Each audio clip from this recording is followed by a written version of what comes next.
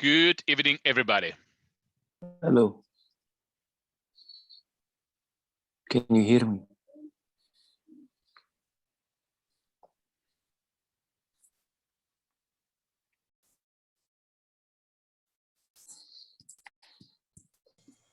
Good evening, David. Good evening. Hello. Good evening. Good evening. Good evening, Morris. How are you? Fine, thank you. Good evening, Dr. Fantastic, fantastic. Celebrify. Nice to meet you, sir. Yes, thank you. How are you?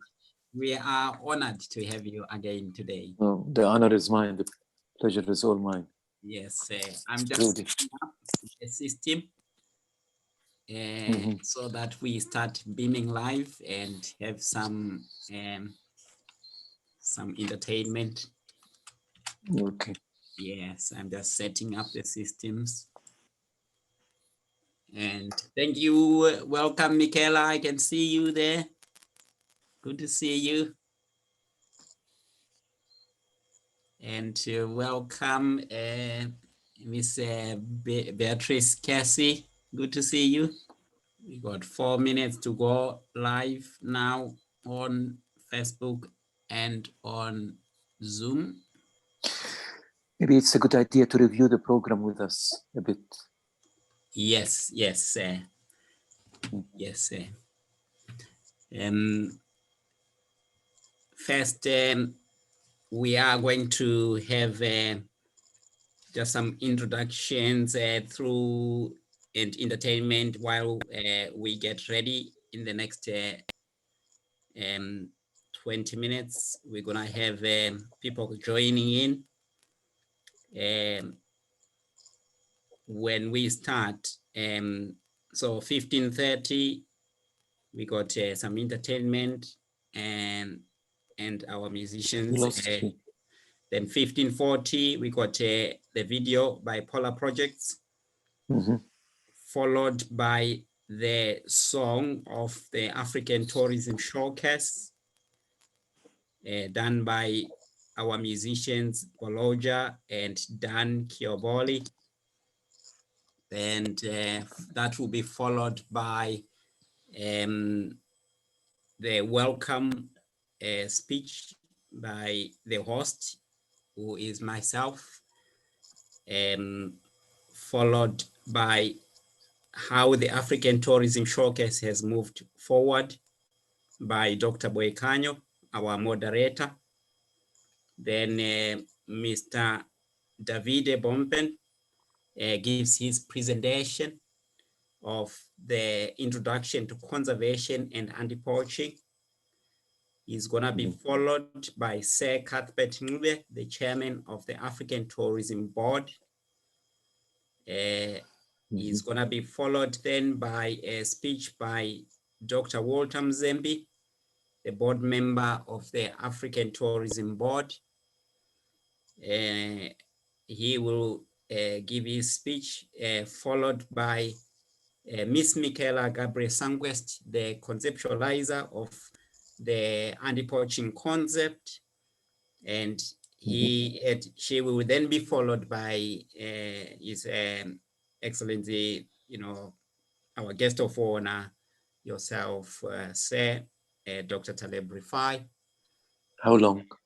And it's about 10 minutes if you can. Okay, good. Yeah, all right. That's good. Excellent. Yes. Excellent. Then we're gonna have just a quick break of coffee and stretch, but we are expecting Boloja to come out of the studio and give us another one of his songs.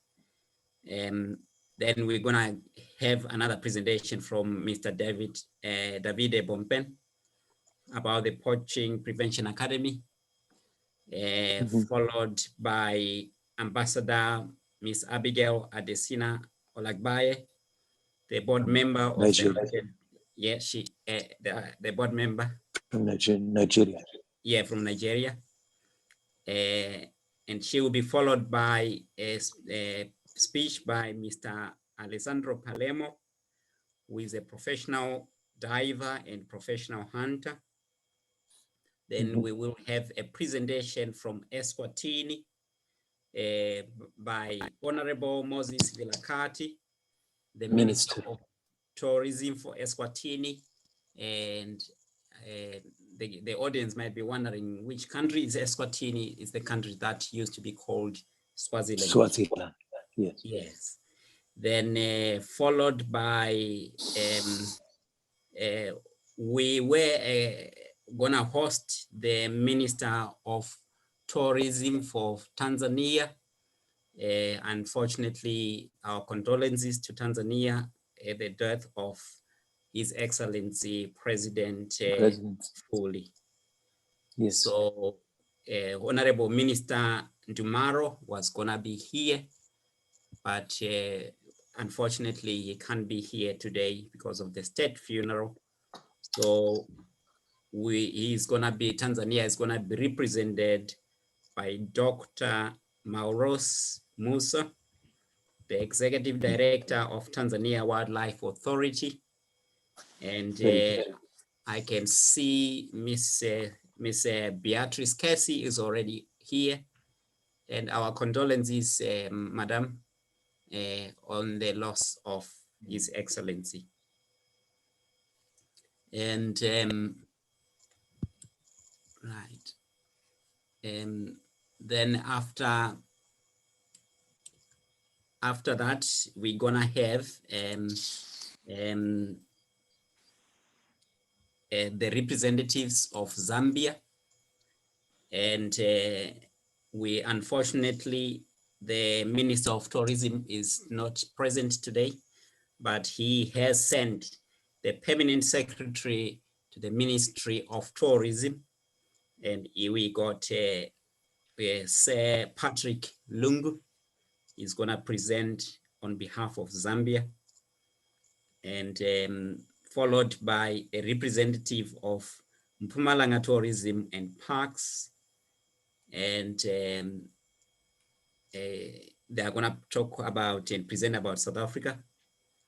And thank you very much. We from our series 2, we're welcoming back again the Conservator General of Nigeria, and he is coming to present and to inform us of the progress and the good news that Nigeria has taken up the anti-poaching suggestions from series 2. So he wants to give us, some feedback.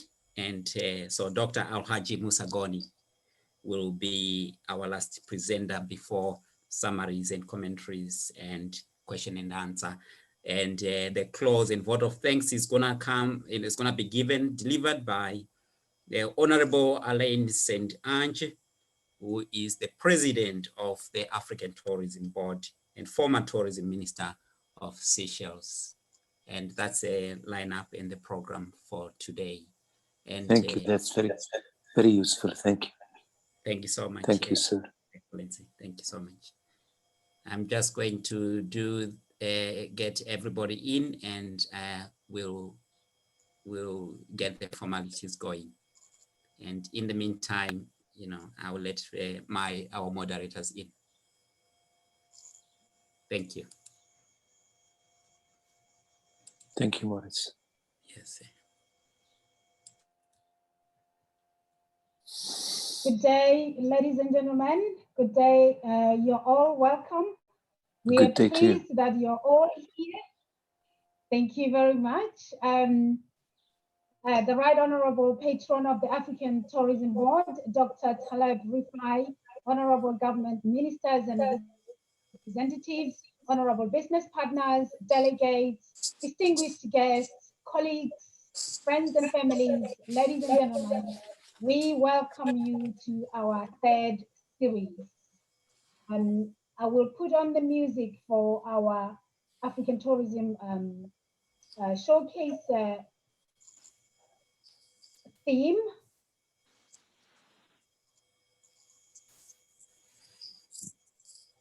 I will ask my hosts to enable sharing, sir, Maurice. Thank you. Sorry, I've just done it now. Yes. Okay, yeah, it's all good now. Yeah, let's Thank try it. Okay, Yeah. okay. Can you see the video? Yes. Yes. Yes, doctor. Yes, we can't Yes, hear it. okay, yeah. You can see my screen. Yes, you can.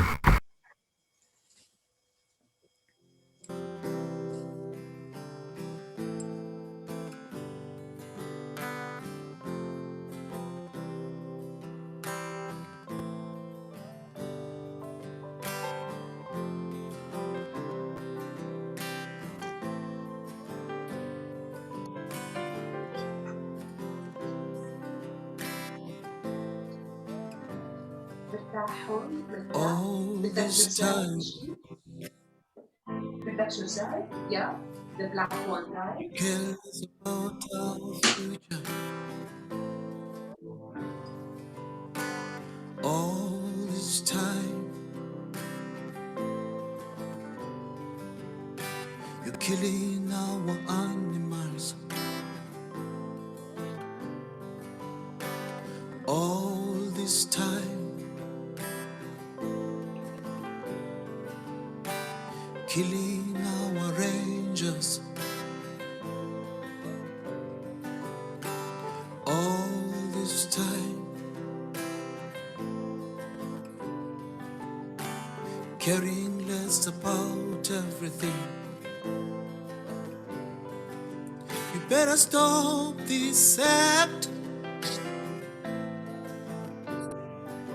You better stop right now. You better stop this act. You better stop right now. Just stop this act. Stop poaching animals. Stop poaching our rhinos. You better stop this act. Sugumani Africa, Melani Livelenu. Sugumani Africa, Melani umhlaba wenu. Sugumani Africa, Melani likusasa lenu. Sugumani Africa, Melani likusasa lenu.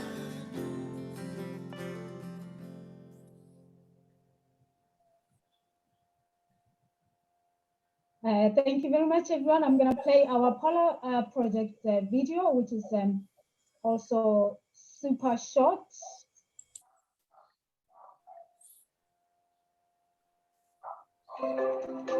Give me just 1 second.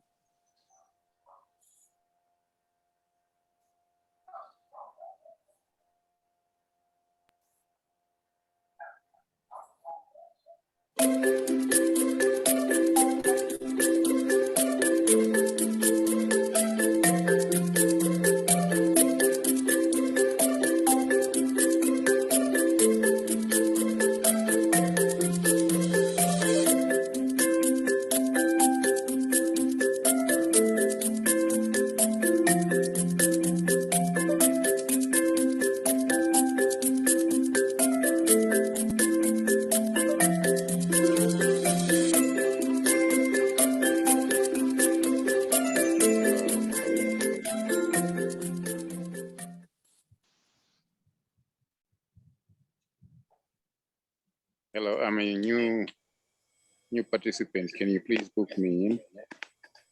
Okay, thank you very much. Can I ask everyone to mute their microphones, please? I've shared the housekeeping rules in the chat. Please follow those. Please mute yourself when you're not talking. Thank you.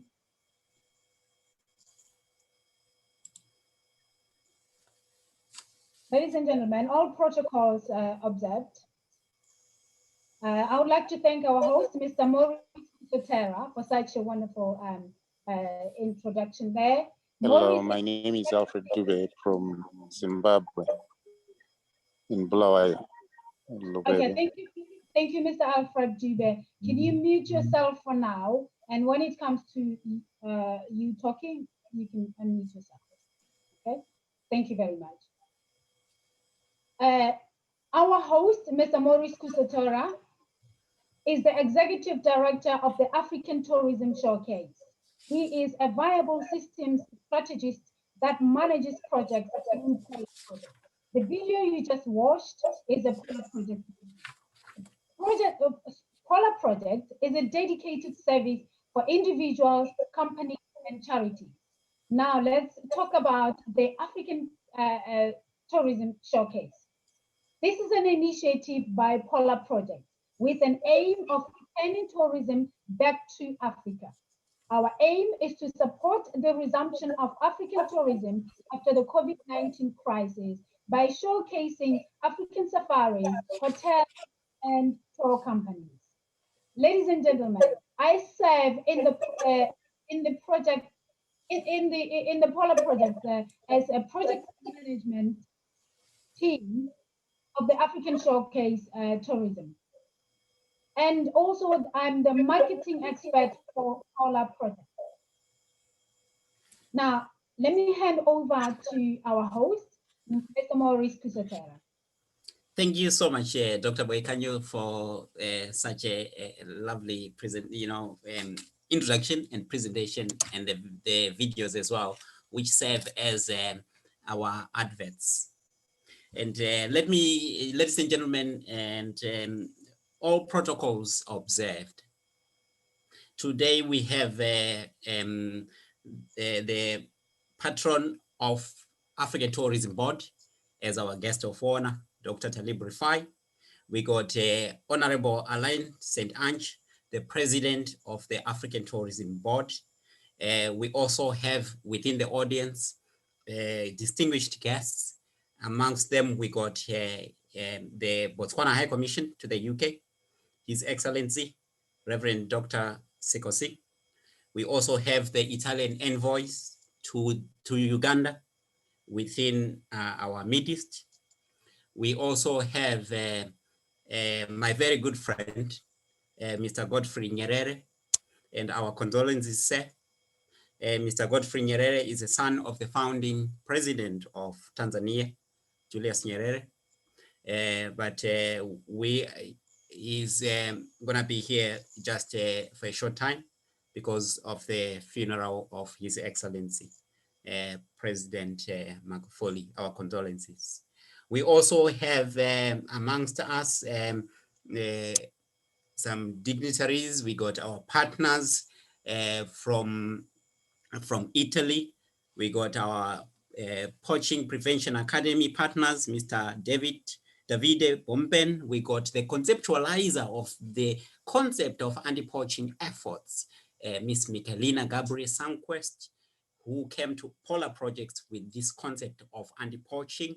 And we said, we can, and she said, Maurice, this pandemic has stopped us traveling to Africa.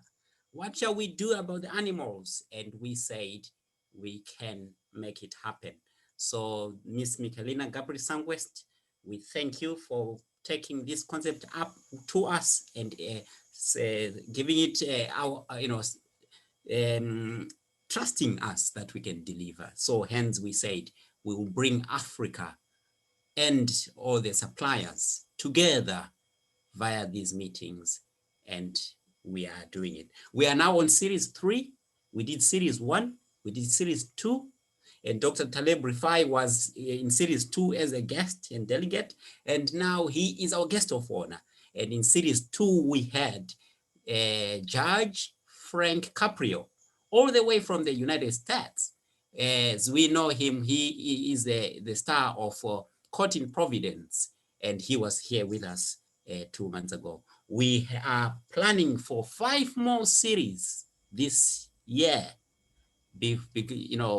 and when the pandemic ends, Ms. Michelina Gabriel Sanquest has requested and suggested that we participate in all the tourism events worldwide to push these anti-poaching efforts in African tourism on the front line.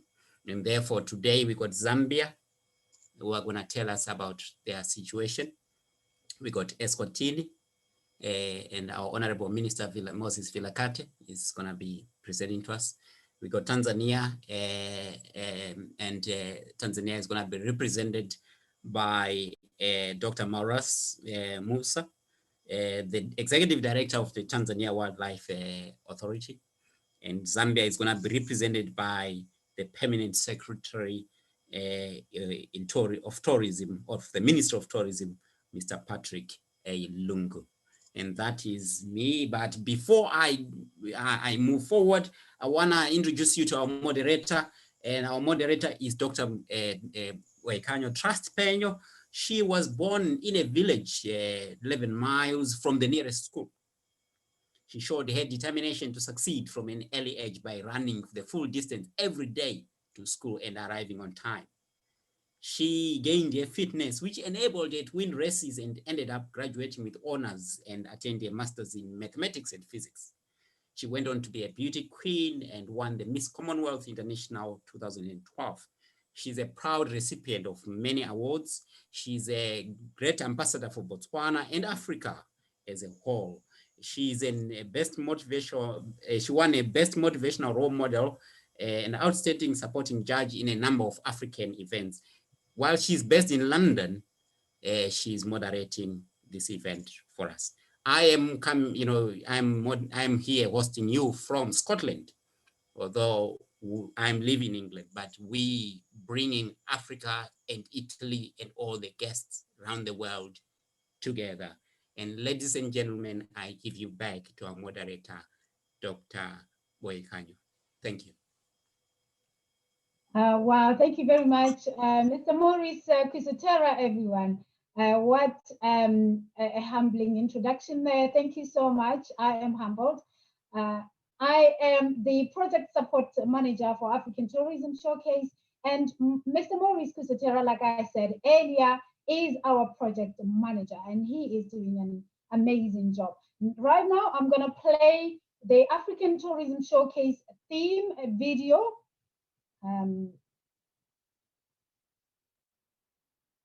This is our theme video, everyone. Enjoy.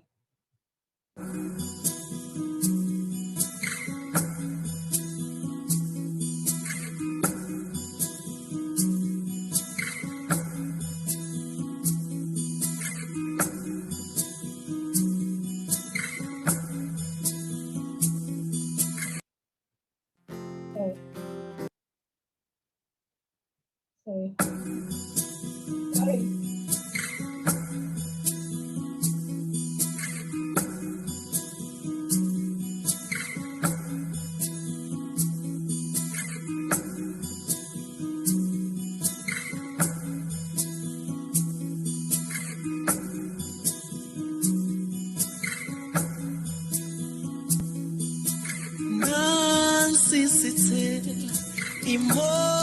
Imodolo ikwinywa dinvuli akasakhoni ubeka sandla uthi baphile dingatsiliki wololo mama yelele mama.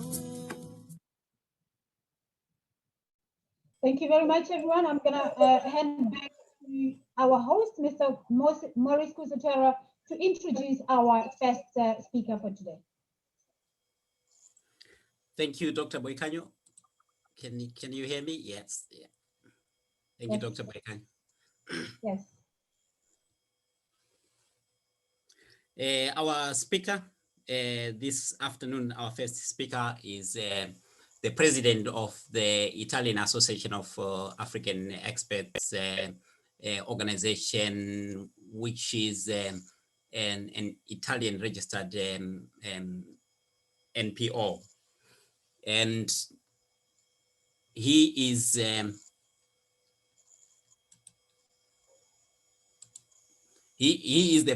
executive director of the Poaching Prevention Academy.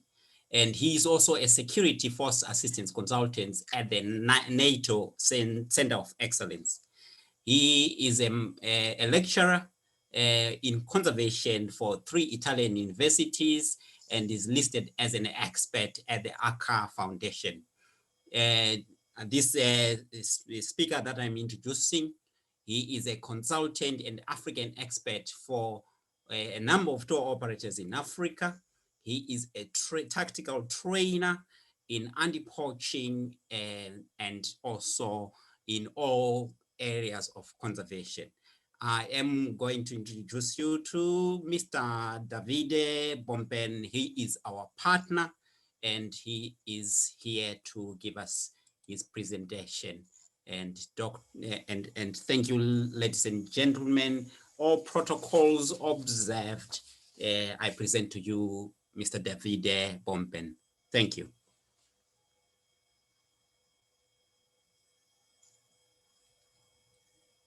David, is he here? Maybe.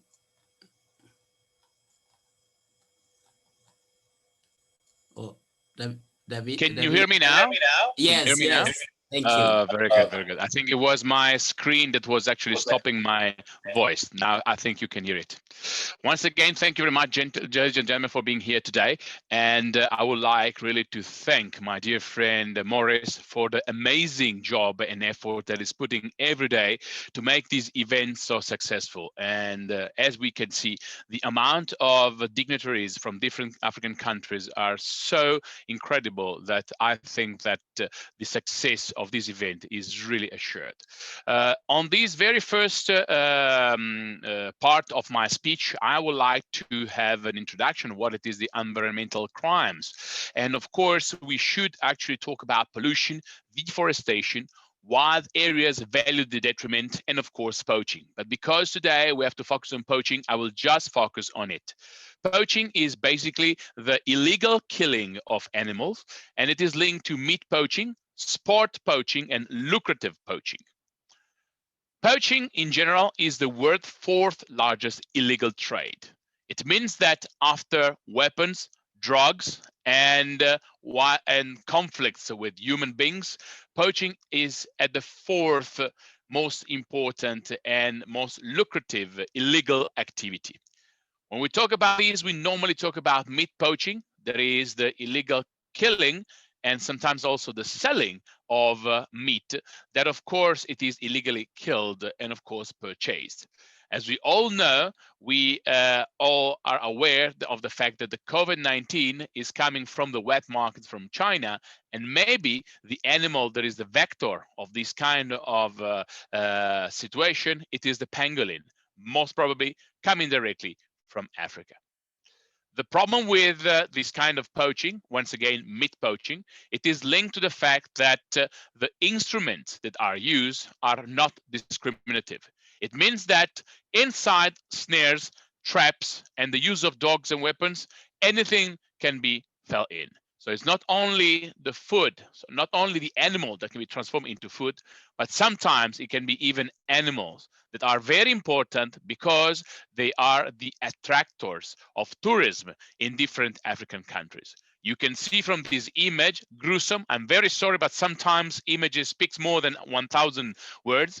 As you can see in this image, the lace, the snare that was meant to get other kind of animals was trapped into the mouth of a lion, and you can see now the depth of the scar that this lion had, of course, to face. We, as an academy and organization, we're trying to fight mostly the lucrative poaching. The lucrative poaching is the poaching that takes the killing of the animals into a higher level, into a definite higher level. Most of the times we try to protect those that we call the high profile species, such as the pangolin, the black and the white rhinos, gorillas, elephants, and of course, once again, lions. All these animals are killed because of some interest and values. The pangolins are killed by their scales that are sold for very high price. Both the black and the white rhinos are killed because they think that the horns have got a value in the traditional medicine. The gorillas are killed and the little ones are kept as pets. When it comes to African elephants, of course, it is linked to the ivory that it is sold around, especially in the Far East. And when it comes to the lions, a lot of people, they kill these lions and they take the claws and they take the teeth of these amazing animals. Just to give you an example with a picture, and I think it's quite clear, this picture have been taken in Tanzania. The guy that you see on the right picture with the poor body, the corpse of the lion, is Massimo Valarin, our vice president that works with the Kenya Wildlife Service, being a Kenya Wildlife Service honorary ranger. And this situation, it is still happening. Although, and I want to thank Kenya for these efforts, in 2020, not a single rhino has been poached in Kenya because of the amazing efforts that they did. When it comes to gorillas, unfortunately, the poaching, it is especially linked to the meat and sometimes also to their hens.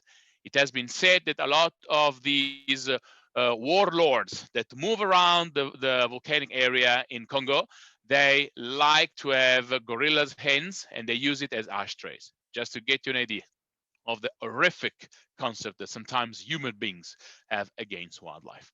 And when it comes to the heaviest land mammals in the world, the African elephant, the Loxodonta africana, they kill these massive animals. Some of them, they are even heavier than 5 tons, only to take few kilograms of their mouth and their teeth. These are the incisors, the front teeth.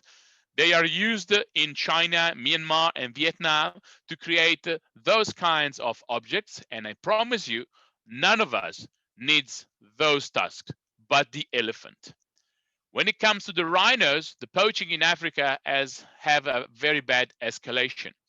If you look on the right of this image, the greater one-horned rhino, the Indian rhino, the numbers are a little bit more than 3,000. When it comes to the Sumatran rhino, the Javan rhino, the numbers are really, really, really nothing. And that is the reason why they are so critically endangered. When it comes to numbers of the 2 African species, the black rhino, Dytros, about numbers that unfortunately are not real. As you can see, the population of the black rhino is about 5,000 rhinos, whereas the population of the white rhinos, especially with the new data that came out from South Africa, it doesn't even go close to 15,000 in total. Let me tell you that almost 10,000 rhinos have been killed in 10 years in Africa. And last year in South Africa, we've lost 394 in 2020. If you look at the figures of this image, we'll let you understand that the reason why there has been a curve in the number of rhinos being poached is not only linked to the fact that South Africa, for example, that is one of the countries that have a very precise accounting of the animals that have been poached, is going down one side because of the amazing effort that South Africa privately and governmentally has done an amazing job. But on the other side, if you can see, the population of the white rhinos in 2013 was about 9,000 rhinos. In 2019, just after about 6 years, it went down to 4,000, 3,500. That is the real numbers. The black rhino population from 400, it went down actually to 268. So we are facing a situation where we have lost a massive number of rhinos due to poaching. And if we do not do something very quick, then we will risk that in 2050, if the numbers are going to go straight, maybe we will not see rhinos anymore, unless in specific and highly protected areas. Once again, please excuse the gruesome of these images. It is not because I want to, but because I think it is worth to let people understand what poaching is. These animals have been shot. These animals have been their face chopped with pangas, with machetes, with axes, and these animals are left to die in a huge blood stain. They are killed because of their horns. These horns are shipped very quickly into the Far East, and we do not see them anymore. And the amount of cases is so bad that we have to absolutely do something strong.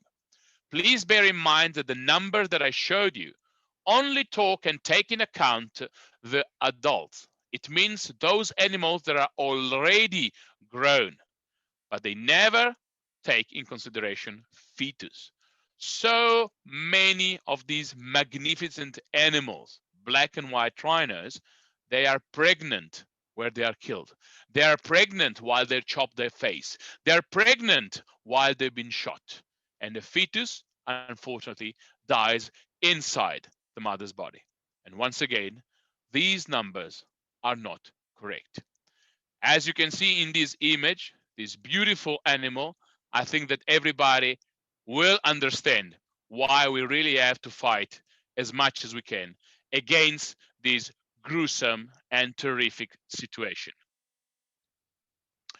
You have to imagine that it has been described that only Africa has got this problem. But you can see from this head letter from a very important magazine that gave us the information that the 8th of March, I'm talking about few days ago, but 4 years ago, one rhino has been killed in France. And that was because they wanted to kill this animal, chop his horn, and bring it to the Far East. Rhinos need their horns more than anybody, and they use them to defend themselves from predators. As we were watching the movie or the footage, rangers working to protect wildlife, such as rhinos or whatever, are killed and they leave their families without protection. These are all victims. These are all situations that we have to stop somehow. Therefore, I would like to salute all the people, rangers, conservationists, vets that in this moment are protecting wildlife all over the world. Even with COVID, wearing their masks. And I would like to remember a very good friend of mine, Cobus, that unfortunately has been killed by a lion just 1 month ago during, of course, his duty. Thank you very much. Let me pass my words on to my dear friend Morris. Thank you very much, Davide. That was a comprehensive, presentation of the extent of the problem that we are facing in Africa through poaching.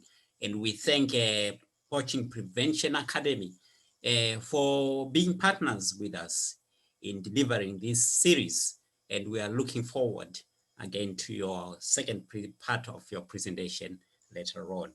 And thank you very much. And Dr. Boikanyo, thank you.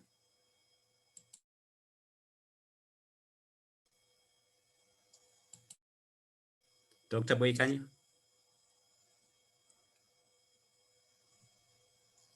Thank you very Over much. to you, Dr. Sorry about that. I muted myself. Thank you very much, Mr. Davide Bomben. Mr. Davide Bomben is the Chief Trainer and Instructor of the Poaching Prevention Academy in Italy. And we thank you so much, sir, for such an amazing introduction. And now let me bring on the stage Mr. Cuthbert, who is the current chairman of the African Tourism Board. He was the regional vice president of the United Nations World Tourism Organization and the chief executive director of Kwela Fleet Management South Africa and Golden Feathers Lodge in Cape Town.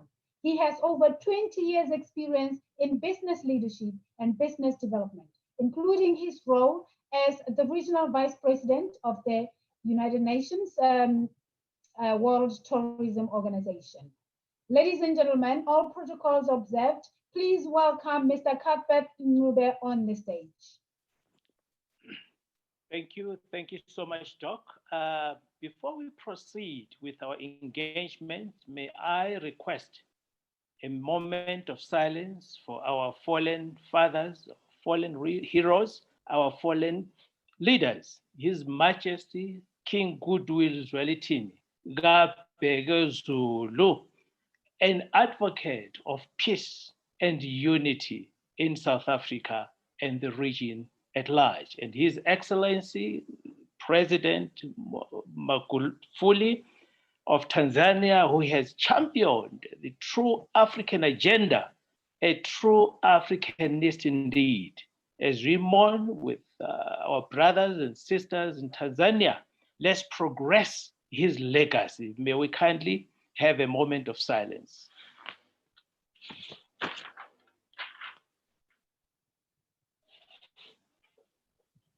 Thank you so much. Thank you so much, our honorable ministers who have joined us this afternoon, our leaders, team from Polarprojects, the executive of the African Tourism Board, Dr. Taleb, Mr. Alain, our president, and all our friends who have joined us from all over the world. Good morning and good afternoon and good evening.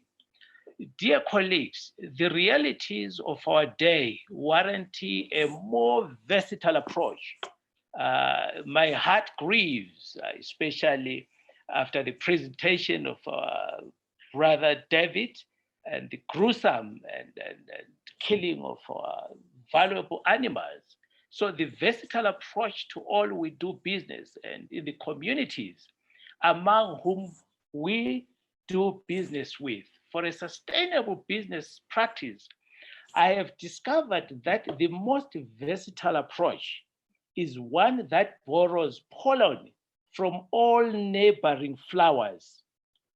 For there is no system nor approach perfect in its own merit and of itself. The wisdom, therefore, that would make business sense and lasting achievements is one that views itself as a local to global influence and means to transforming life. Contrary to the traditional trends and practices, it forges a symbiotic relationship with its environment. Ladies and gentlemen, I am a proponent of community-based tourism.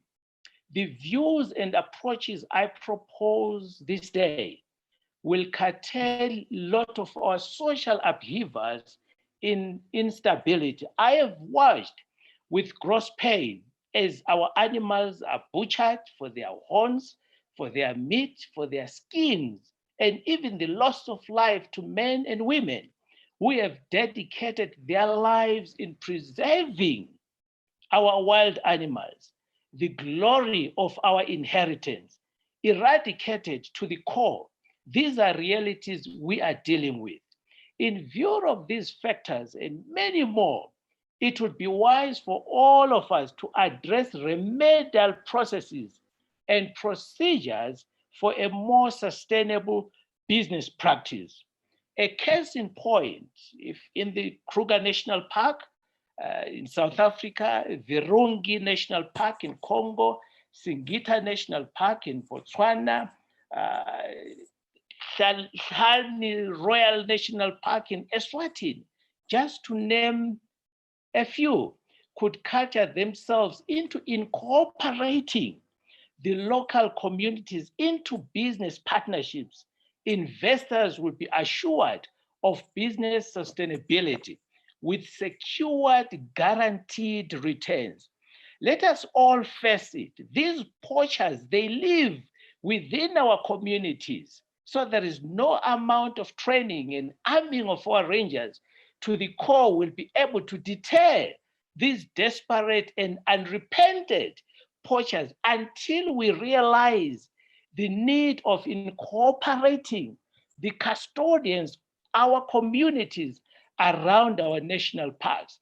I strongly believe, therefore, that the poaching that we're currently experiencing is absolutely exacerbated by poverty and some degree unemployment. Some of the locals realize the destruction of natural resources as a way to making income. What am I saying? Ownership of the means of production secures the means of production and the injected resources. That is to say, if locals and custodians have shareholding percentage in the means of production, they will feel indebted themselves and their progeny to guard and preserve these resources. I suggest, therefore, community-based tourism approach that will surely guarantee preservation of resources and guaranteed sustainability. So therefore, business cohabitations that guarantee investors resources, be it government or private, while preserving local natural resources. There is a need to forge business cohabitations in our time, such systems as would secure both investors' financial interests as well as preserving the natural resources that have attracted the investors' interest. This will surely cut down on looting and plundering of our natural resources. Cross-cultural tourism must be cultivated. Let the investors experience the dynamic of the culture and trends of the communities surrounding the centers of attraction. This will increase, of course, goodwill within local communities.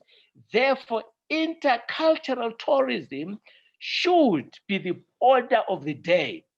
Dear colleagues, tourism is not only an agent that touches a few facets of our life, but all facets of our lives. It is an instrument to attain and enjoy sound political, economic, social, cultural, and deliverables of life without a shadow of doubt. Let us decisively and outcomes-oriented actions. We need new approaches, methodology for a more sustainable solution to this poaching pandemic. Therefore, it will be disingenuous for us to gather in endless rhetorics. This will be achievable by setting watertight and achievable landmark goals. Let us involve the communities. Let us involve all stakeholders so that we fight this scourge, we fight this pandemic to the core. We really appreciate the endeavors, especially from the team that have brought us together. Let us come with tangible mechanisms so that we are able to drive a positive agenda that will appreciate, that will admire what God has put in our hands. We are custodians of these beautiful creatures. We need to learn to live with them in a very peaceful way. Thank you so much. We really appreciate it.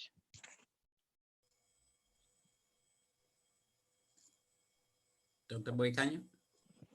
Thank you so much, sir. Ladies and gentlemen, Mr. Cuthbert Ncube, who is the chairman of the African Tourism Board. Over to you, my host, Mr. Maurice Kizatera. Thank you, Dr. Boykanyo, and ladies and gentlemen, and all protocols observed. I would like to bring to your attention the musician who has been producing the music that you have heard in the background, in our adverts, in our theme. That was Boloja, a renowned and famous musician, a soul artist and social entrepreneur from the kingdom of Eswatini. He expressed his desire to compose anti-poaching themed music in collaboration with other well-known African and world-famous musicians. Boloja, born as Mbongiseni Ngubane, is the one who has composed all this music in partnership with the African Tourism Showcase. And there's something that happened in the previous series, because we did it on the 24th of January, series 2. And what happened is, on Saturday, the 23rd of January, 2021, after recording amazing masterpiece songs for the African Tourism Showcase, Boloja was forced to abandon his studio by the 90-mile-per-hour winds and rains of tropical cyclone Eloise that swept across Southern Africa, which then flooded and destroyed all his equipment and unrecorded music, computers, guitars, studio, and everything. So while we were doing the African Tourism Showcase, Boloja was forced out of his studio, but he has remained dedicated to the cause. And the African Tourism Showcase and all of Boloja's friends, we started a Boloja Studio Fund campaign for a new studio for him. And that is currently in progress. And it's still valid and it is still active today. So we are asking you to go to our Facebook page and to find that GoFundMe campaign and help Boloja to get back on track. And on our Polarprojects YouTube channel, you'll see the masterpieces that Boloja has created for this cause. So thank you very much, ladies and gentlemen, and we thank you, we honor your support. And our next speaker is an experienced global business consultant. Before that, yes, Doctor. So Maurice, before that, can I just quickly play Boloja's song so that they can see who Boloja is? Yes, yes. Again, ladies and gentlemen, I played this earlier, so I'll replay it again very quickly. It's only like a minute and a half.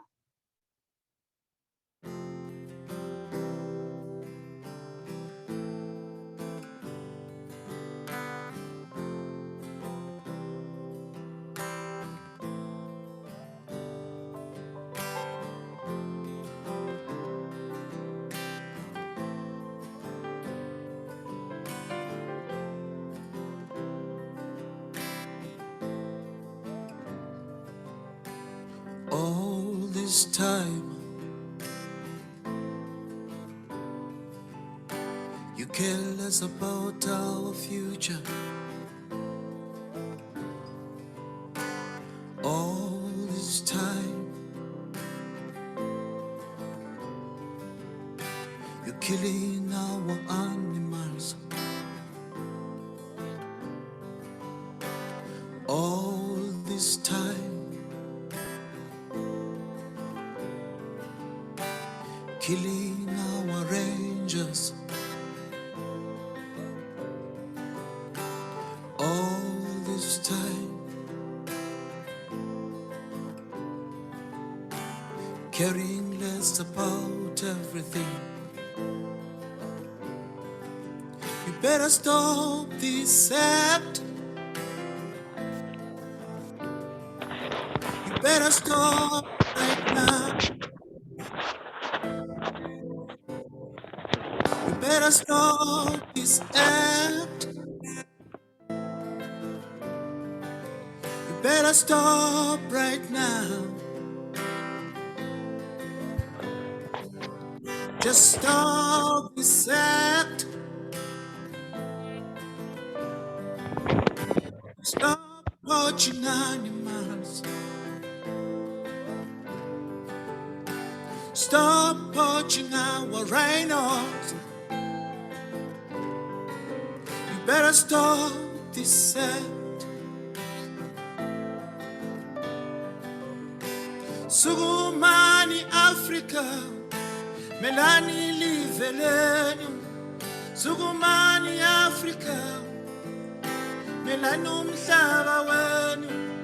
Sugumani Africa, Melani likusasa lenu. Sugumani Africa, Melani likusasa lenu.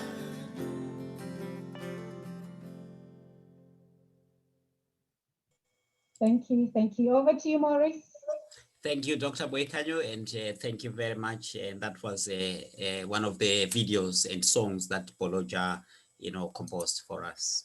As we move on with the program, I would like also to thank. I'm going back to Sir Cuthbert Nue for the speech and the initiative that he officiated in the week. He was present when Ms. Bunny Bula, the director of executive director of African Link in South Africa, launched the African Link Tourism Academy at the grassroots in Pietermaritzburg, and we followed you, Sir Cuthbert Nube, and that was a great support and initiative in the tourism industry. And thank you very much. And our next speaker is a renowned, experienced big global business consultant who once served as Zimbabwe's Minister of Tourism and Hospitality Industry. And he was also Zimbabwe's Minister of Foreign Affairs. He's a former member of the United Nations World Tourism Organization Executive Council, and he's also a regional, he was also a regional chairperson. And today he is here to give us his speech and presentation. And it's my dear friend, Dr. Walter Mzembi. Thank you, ladies and gentlemen. All protocols observed. Dr. Walter Mzembi. Thank you, Maurice. My entry point is Yellowstone, the world's first national park, which was conceived in 1872 in the United States, when the world population was just a mere 980 million people. It was conceived around the now established state-centric and private ownership model. Fast forward to 2021, the world's population will soon be approaching the 10 billion mark, with national parks all over Africa consolidated around this exclusionary model that seeks to outlaw human existence and enterprise in these biogeographical islands. This can no longer sustain. Unfortunately, governments have continued to reinforce state-centric policies integrated now at regional level as transfrontier conservation areas, with the role of communities diminished significantly, whilst escalating national, regional, and international interests, including capital and non-governmental interests, such as conservation obviously begins to take the scale of the ecosystem, with a gross disregard to community interests. And this has naturally created frontline collaboration or indifference to poaching at the local area level, which feels shortchanged from economic and the benefit stream of the lucrative wildlife trade and ecotourism. In place of community participation, governments have promulgated shoot to kill, fence and fine and trespassing shock policies in order to reinforce the Yellowstone Park model. In the example of Zimbabwe, during my tenure as tourism minister for a decade, after we struggled with the campfire model, and campfire here stands for Community Areas Management Program for indigenous resources, this model actually sought to integrate communities in the benefit stream of wildlife and conservation enterprises, but it failed because of greed, because the rural district councils that were charged with the accounting responsibilities to make sure that the communities would get at least 50% of proceeds from trophy and wildlife hunting, ended up giving the communities a mere 5%, and in most cases, nothing. And in the year 2014 to 2015, just in that year, there were 876 prosecution cases of community members, including combat with security agencies for being accessories to poaching. As we have heard before, from, I think it was Davide, poaching is now third placed after arms trafficking and drugs in contraband, ranking globally. And without seeking to prescribe response policies to governments, whose core business is policy formulation and implementation, we at the ATB, because I'm presenting on behalf of ATB, according to the program, being ex-officials in the same realm, and with the benefit of hindsight, and experience, and seeing issues from outside, seek to engage governments on policy prescriptions to curb the scourge of poaching as follows. 1, the design of core management synergistic governance models with clear role clarity for all stakeholders, starting with central government playing the regulatory, resource monitoring, law enforcement, and ensuring compliance, and ensuring fair and just distribution of proceeds and benefits arising out of resources.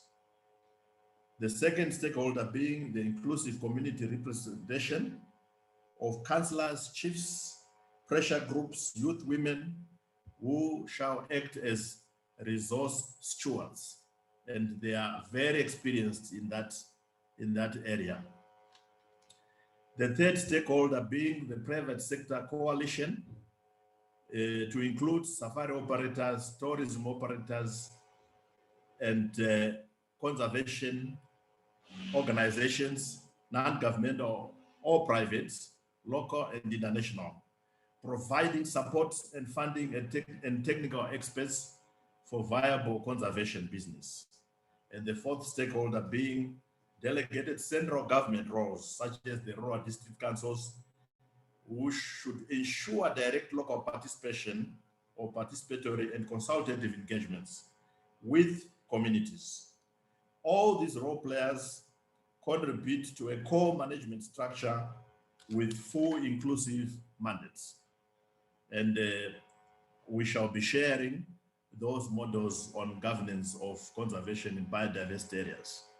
The second area that we see is obviously the reform of the campfire model, which has been exported and adopted for use in many African countries to reflect this collaborative, community-oriented, natural resource governance model. The poaching supply chain is indeed very complex, but simplified, it is broken into just 3 areas: the source country, transit, and the consumer markets. Our policy response should therefore break the chain at source, for it is at source that we're in control of. We're talking from source right now. And at source, we have syndicated local poachers, professional poachers, and criminal groups. All 3 feed into the domestic market, and secondly, into local middlemen, who are facilitated logistically to regional middlemen through official transits and unofficial transit routes. Regional middlemen then take the products, as we have heard from the first presenter, to the international markets, who then use these poached products for various uses that include medicinal, food, ornaments, and consumer goods. Now, we have to make sure that we cut out the local supply by making sure that the local person is integrated, as I have already demonstrated, into the core governance structure and core management structure and governance models as resource stewards, but also benefiting from the benefit stream. The third policy prescription, according to what I'm required to talk about, involves the establishment of community conservancies. Many of our African countries that are affected by the scourge of poaching have vast hectareages, millions, running into millions, of areas that fall under natural region 3, 4, and 5, which are semi-arid to arid, and can very easily be integrated into community conservancies. And this should increase the participation of locals, especially in communal areas where regions 3, 4, and 5 naturally hosted them. The fourth prescription, policy-wise, is where we perceive governments supporting complete disruption of organized wildlife poaching syndicates through coordinated security response task teams. And this obviously involves effective military and intelligence and security operations. Offenders across the supply chain should be held accountable through international legislation which imposes common stiff penalties for poaching crimes. My final submission is on the strategic proactive response, which employs on consumer awareness and informing those countries to which the poached products are destined. And we saw in the first presentation various ornaments that are bought in curio shops and other shops by the consumer markets.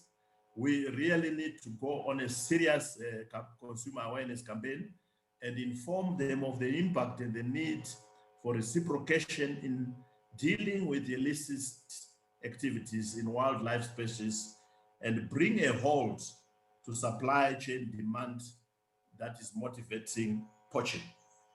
And finally, the removal of financial incentives at the demand point is key and critical, and it will involve government-to-government engagements. So in short and in summary, these are some of the areas that I looked at, and I will be sharing my submission as usual in our platform for those who seek to look at it a little bit further. I thank you. Thank you very much, Dr. Walter Mzembi, for an amazing presentation. And we are looking forward to working with you again in all the series that are remaining, and also in the projects that the countries are going to be taking up. Ladies and gentlemen, and we are in the process of creating a new website for this project. And I'm sure Dr. Walter Mzembi's presentation and all the other, presentations will be on there, and we're looking forward to that. Thank you very much. And Dr. Boykanyo, thank you. Thank you very much, Maurice, and thank you so much, ladies and gentlemen, Dr. Walter Mzembi, who is the board member of the African Tourism Board. Let me introduce you to our next speaker, Miss Michelina Gabri-Sanquest, who is the initiator of this very event with the theme Anti-Poaching Efforts in African Tourism. She is popularly known in Italy and Africa as Michela. She has been conservationist and a travel and tourism consultant with a special interest on Africa for over 25 years. All protocols observed. Ladies and gentlemen, please welcome Michela on the stage. Can you hear me? Yes, hello? We can hear you. Yes, go ahead. Good afternoon to all honorable participants and panelists. Most of you, they know me as Michela, and I have been working promoting international tourists for over 35 years. So now don't ask me my age. A special thanks to Mr. Kusutera Morris, who believe in me and support me with this brilliant conference, expanding and sharing with authoritative panelists and guests from Africa, Italy, and US. I know I saw some friends from Texas also. A special thanks to guest of honor, Dr. Taleb Rifai, for participating and sharing his experience and for accepting our invitation. Over the years, I have focused and specialized my attention in Africa countries, and I can say that I may know some areas better than my native country, which is Italy.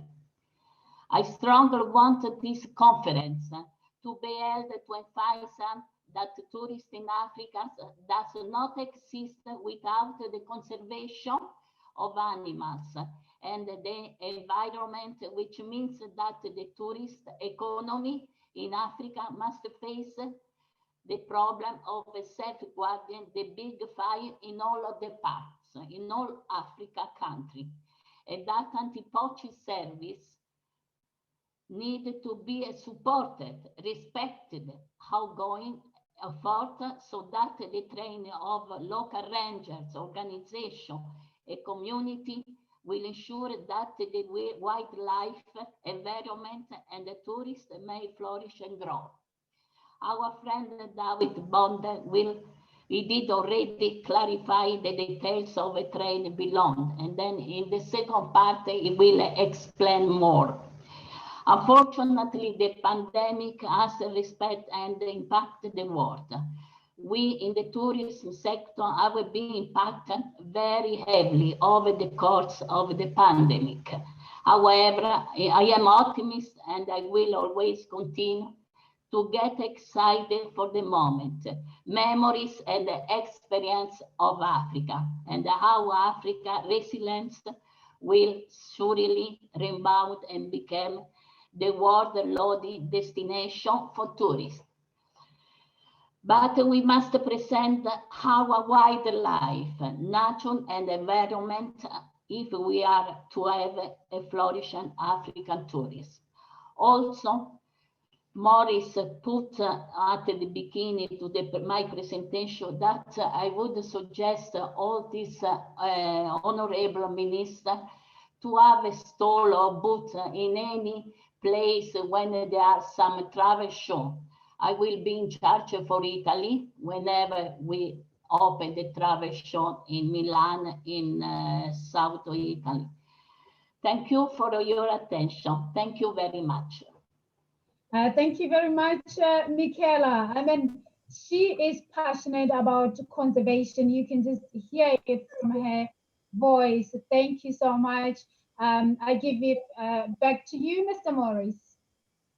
Thank you, Dr. Boyekanyo, and thank you, Michaela. And Michaela has been a tourism ambassador for a number of African countries, and we hope that those countries who advocating for tourism to come back to Africa from Italy, to make contact with her. Ladies and gentlemen, honorable ministers, business partners, delegates, and I am now going to introduce you to our guest of honor today. And it is the former Secretary General of the United Nations World Tourism Organization, and also is former co-chair of the Resilience Council. He is the current patron for the African Tourism Board. And it is Dr. Taleb Rifai. He began his 4-year term on the 1st of January 2010, when he was elected for a second 4-year term, which started in 2014 of the UNWTO. Dr. Rifai has an extensive background in international and national public service, the private sector, and academia. He has held the following positions amongst many. He has been an Assistant Director General of the International Labour Organization.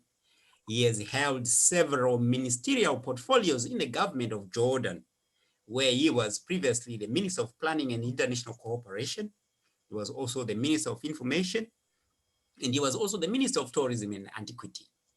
He was also the CEO of Jordan's Cement Company, and he was also a director of the Economic Mission to Washington, D.C., and Director General of the Investment Promotion Corporation of Jordan.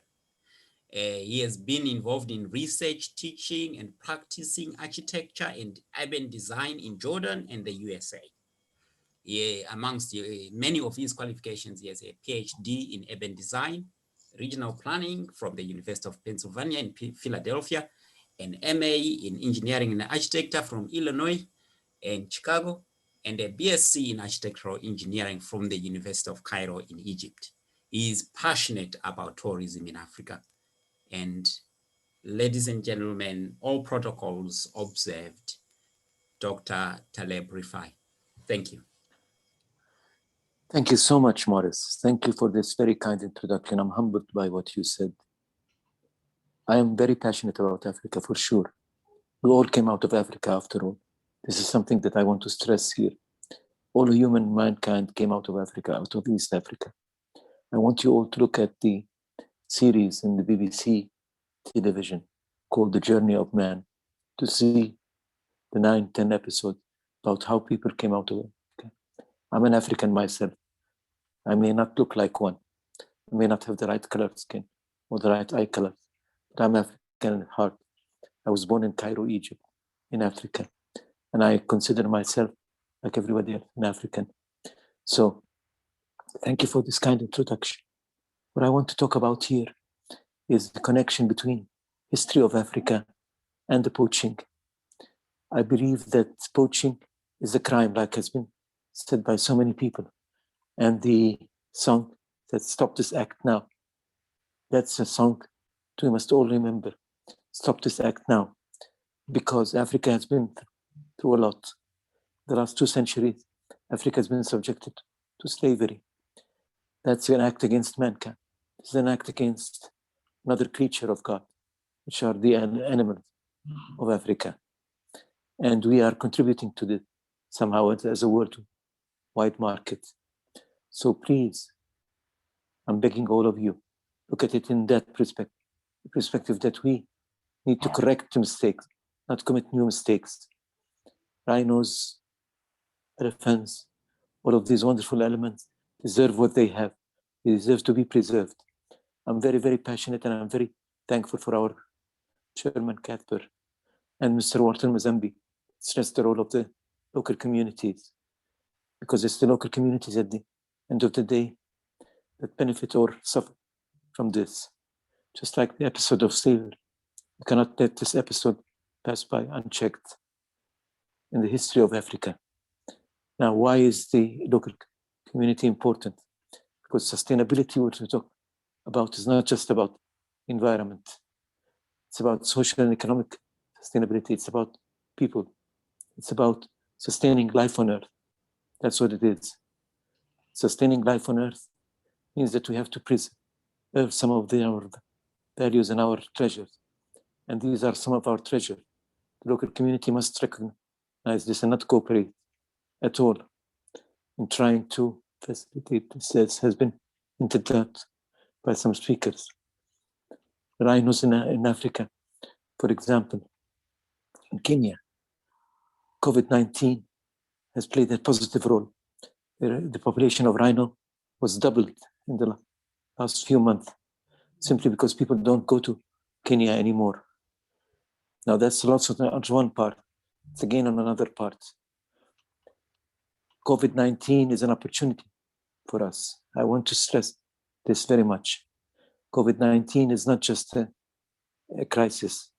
In the Chinese language, China is a market. China is part of the problem that we're having nowadays in Asia, of the market of supplies.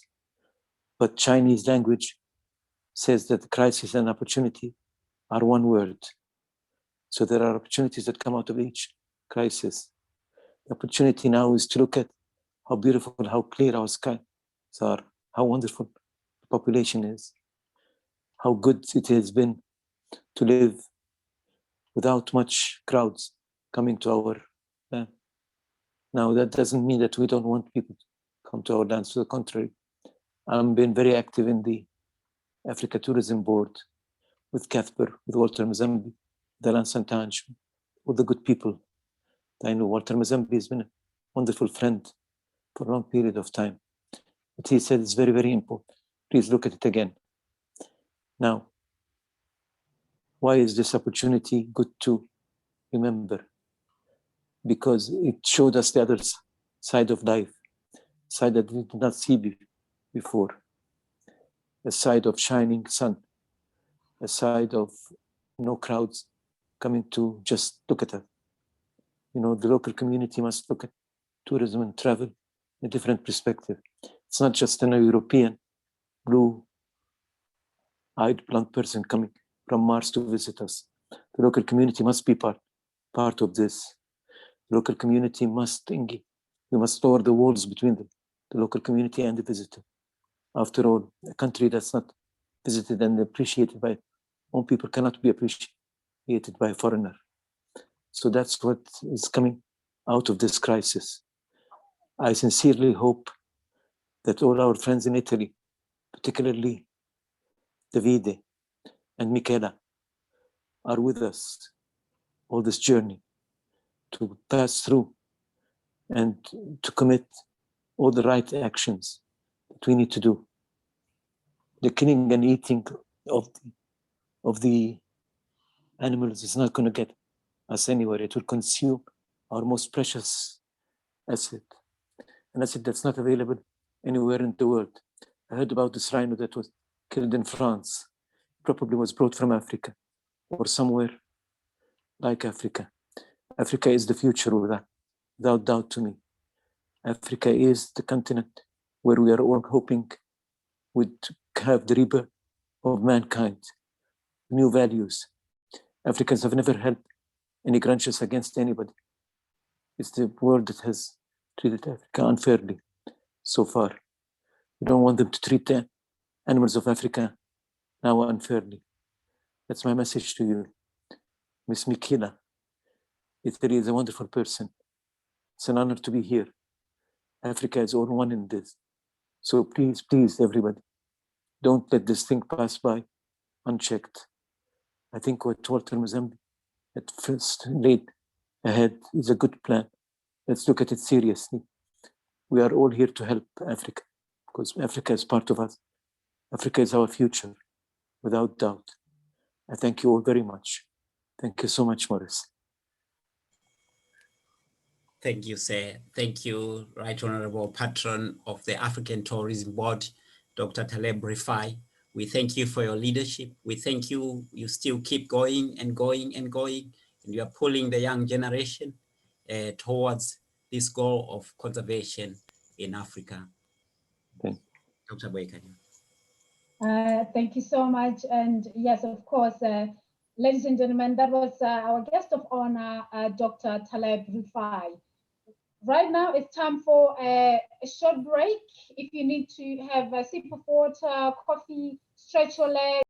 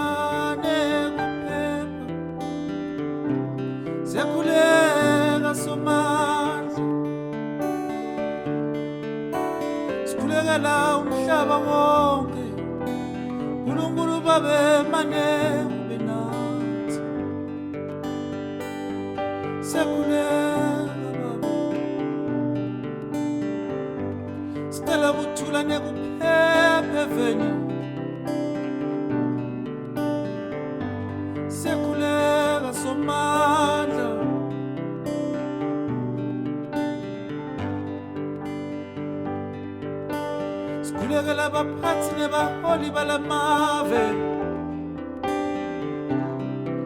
nabahola komhlaba wonke kulethi ngcinamba tetinkinga lebabukene nato umhlaba wonke bosubaphe kuhlakanipha siyabakhulekela babe lapho sekumnyama sekulufifi babe ubakhanyisele endleleni uNkulunkulu kasathi sitawubheka phi ngaphandle kwakho sibida ligama lakho babe sicela usekele kuyafiwa kuyakhalwa kulukhuni kumadima kwesaba usengamile Nkulunkulu babe siyakhuleka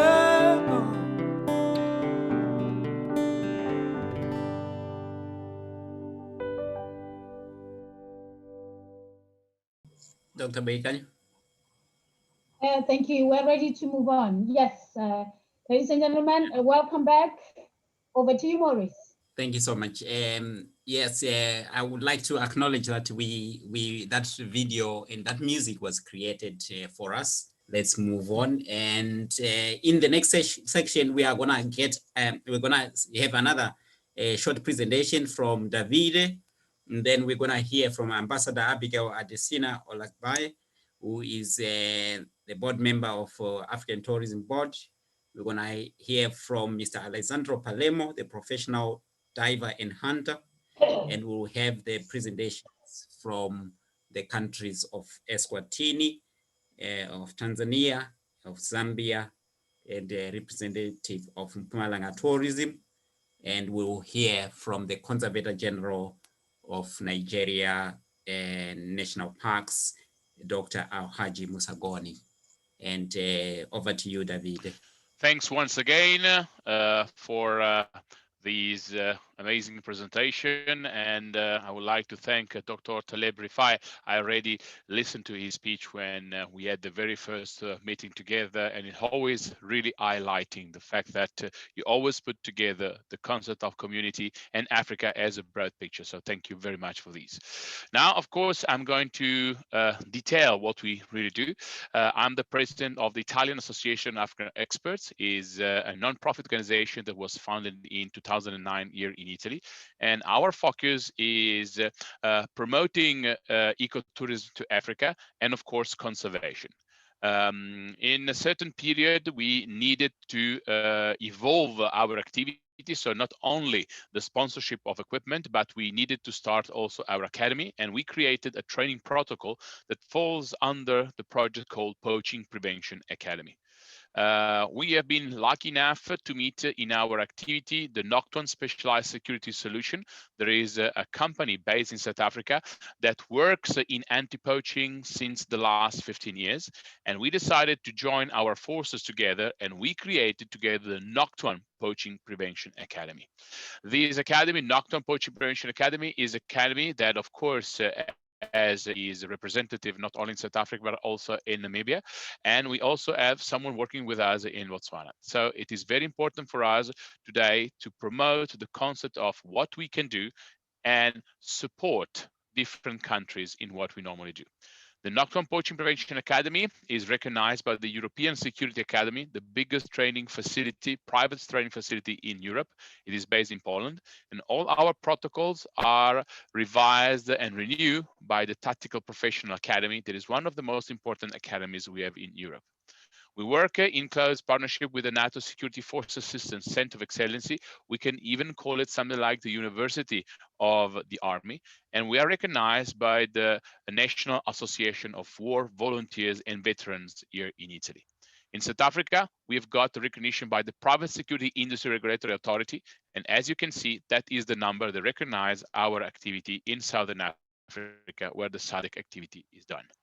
We are also one of the few organizations that are being recognized by Security Skills Certification Scheme, an international body that recognizes training facilities, academies, and also training path. We are recognized both as Poaching Prevention Academy and Nocturne Training Academy, of course. We are working in close relationship with the Trojan Group, is a UK-based group, in order to set and improve standards for training procedures for anti-poaching units, in order to support private sector for training in anti-poaching, of course, and make recommendations on ways to improve standards in the private anti-poaching units and industry, and if needed, also with the government. We have been very active, especially in Southern Africa, where we are based in Namibia, Botswana, South Africa. We have been working in Kenya, where we got a representative there. We have been working in Congo, and we also had one of our students that was employed in Tanzania for 4 years in a row. And it was very important for us to be there present as well. Our main focus, because of the number of rhinos especially that are there, it is Namibia, Botswana, and South Africa, where South Africa and Namibia are definitely the two most important countries where we're working. As I said in the very beginning, we work only on two high-profile species, especially on what is normally called the lucrative business of poaching. So we're trying to protect the black rhinoceros, white rhinoceros, elephants, and of course, the king of the savannah, the lion. What we normally do, we apply what is called the ratme and the tactical square. Because I don't have a lot of time, this is just an introduction of what we do and the capacity that we can have in cooperating with you over there. The risk assessment, it is the first things of the ratme. Risk assessment is, of course, the need from our side to understand the possibilities and the unacceptabilities of a threat. We normally work on four colors: green, yellow, orange, and red. We always try to be present where it is orange and red. Whereas if it is just yellow and green, we try, of course, to focus somewhere else, because we understand that there are other ways to protect wildlife in those places that do not have a critical situation. When it calls, of course, on the ratme, the T stands for training. That is one of the most important parts that we do. We train rangers. We especially train rangers in the private field, but we have been working a lot also with the government. We did that especially in South Africa, whereas in Namibia and Botswana, we mostly are with the private security field. That is because the need was especially felt for the private security. Then we also do a lot of mentoring. It means that we stay with the units, we spend time with them. We try not only to be seen as trainers, but also to be seen as mentors. So we spend time with the unit, we spend time with them, we try to be on the same level, having the same efforts, and also, of course, doing the same kind of activities that, of course, they do. One of the most important part of our job is the equipment of the ratme. That is the last part of it. We have been donated more than 60,000 euros in equipment in the last 3 years. And only in 2021, we already donated 5,000 euros.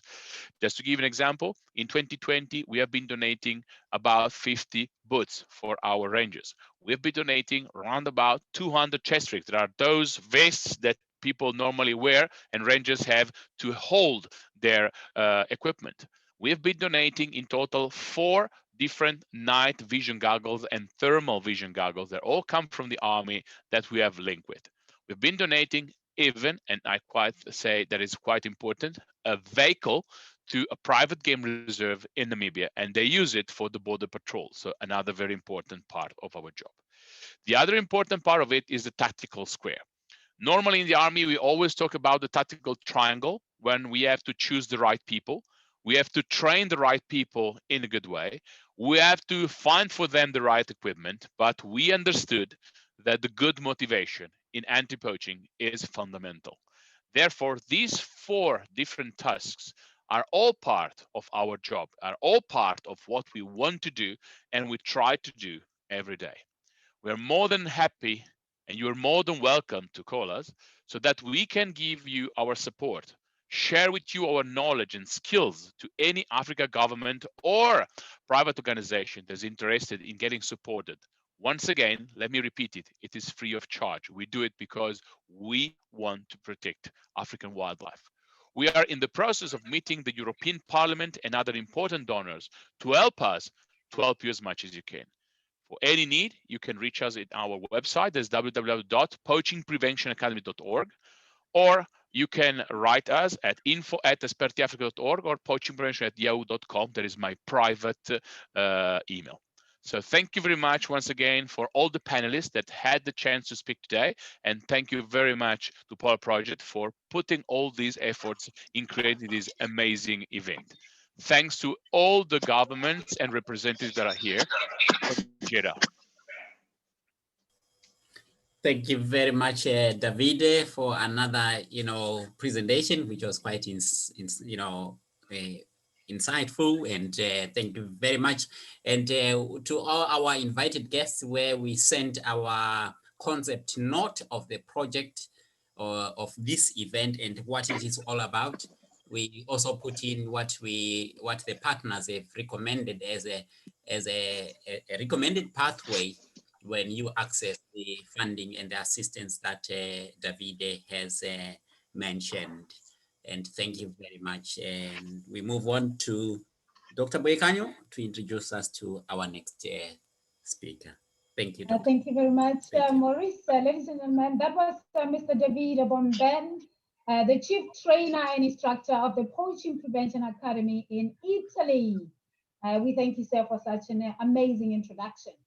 Now, let me now bring on the stage Miss Abigail Adesina Olagbaye. Miss Abigail Olagbaye is the board member of the African Tourism Board. She is involved in the technology policy in African tourism, and Miss Abigail is a former Miss Tourism Nigeria.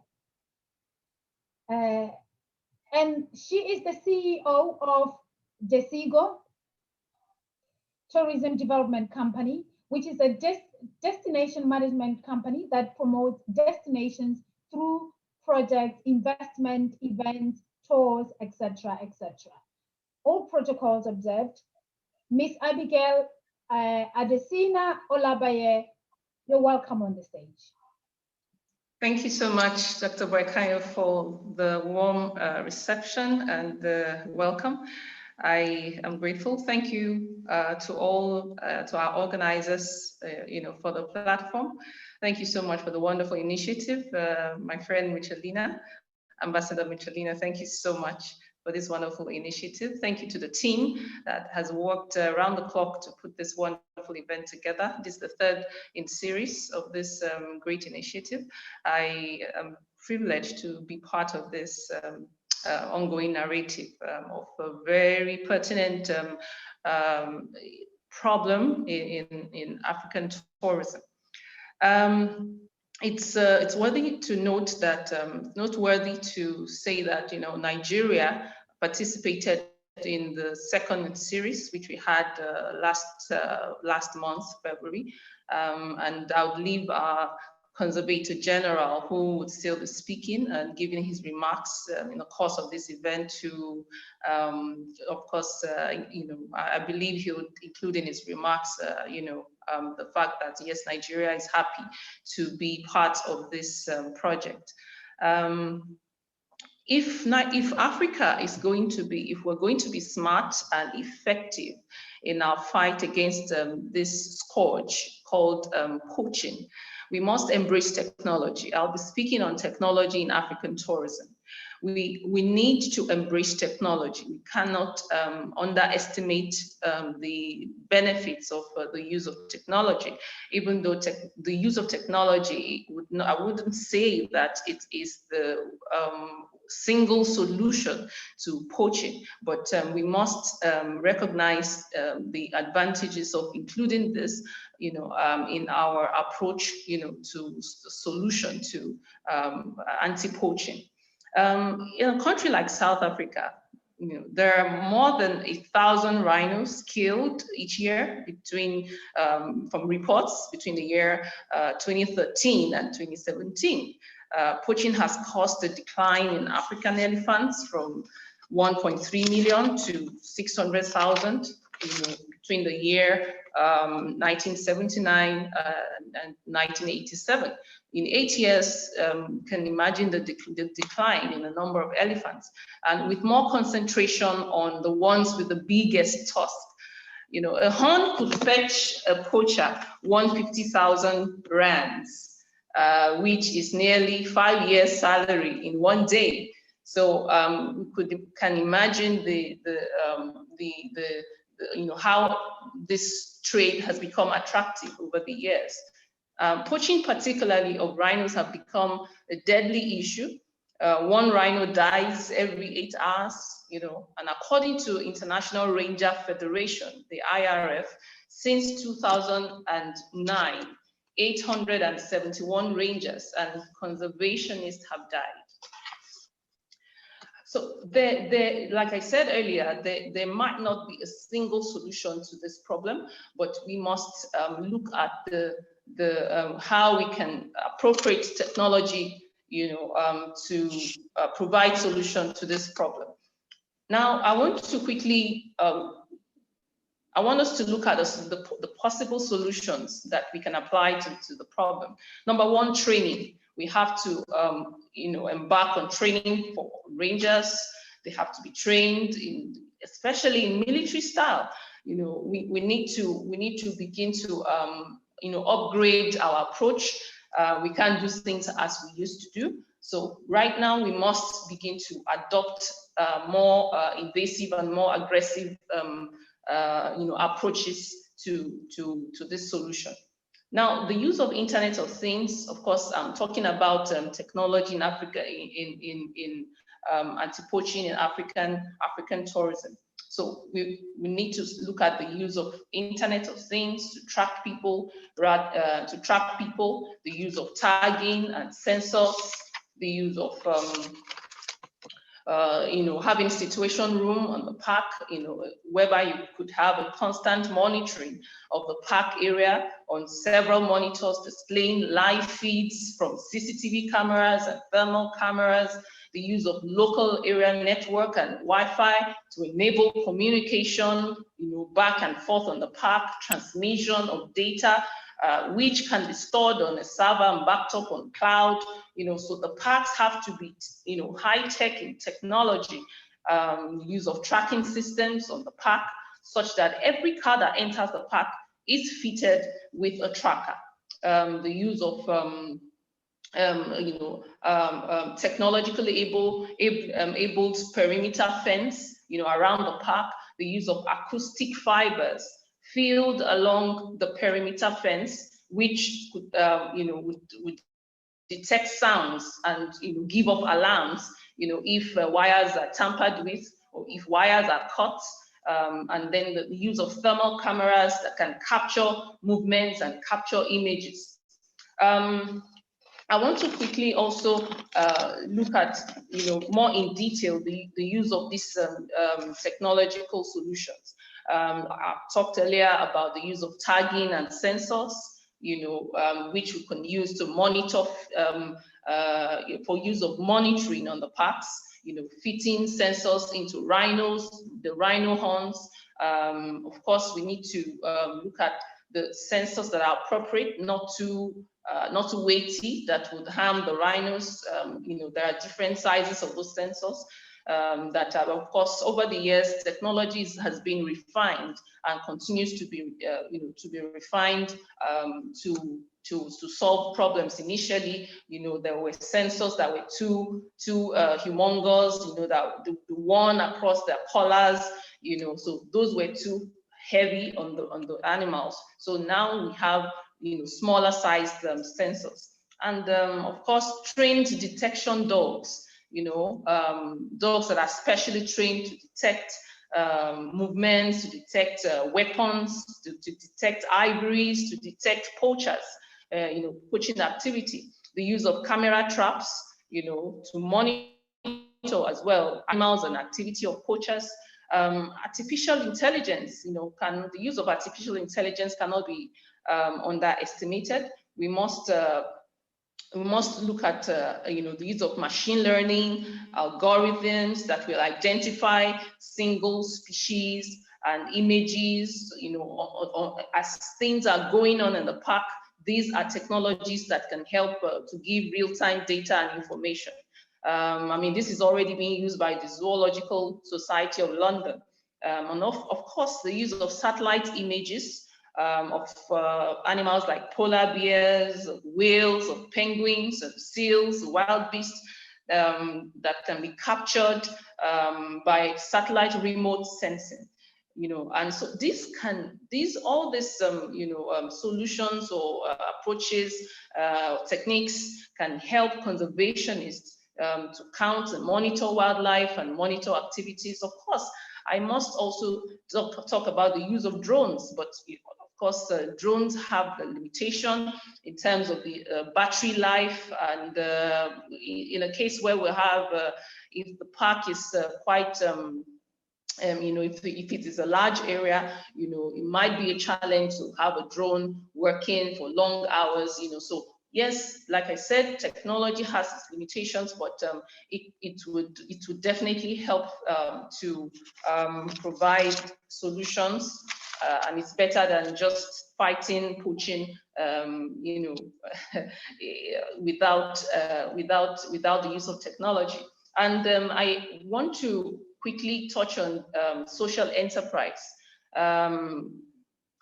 For instance, if we're talking of fighting poaching in our parks, remember that these parks are situated in communities. We must look beyond the parks into the communities. We must look, and I love what the chairman for Africa Tourism Board said earlier about community-based tourism. We must look beyond the parks into the communities. For instance, I'm talking about technology. How about we setting up, digital learning centers in the communities that will provide training, for, the youths, the women, the people, that would empower them and give them a sense of belonging, help them to know what is going on, train them, educate them, So social enterprise cannot be, underestimated. We need to approach this fight holistically and not just, as the need arise.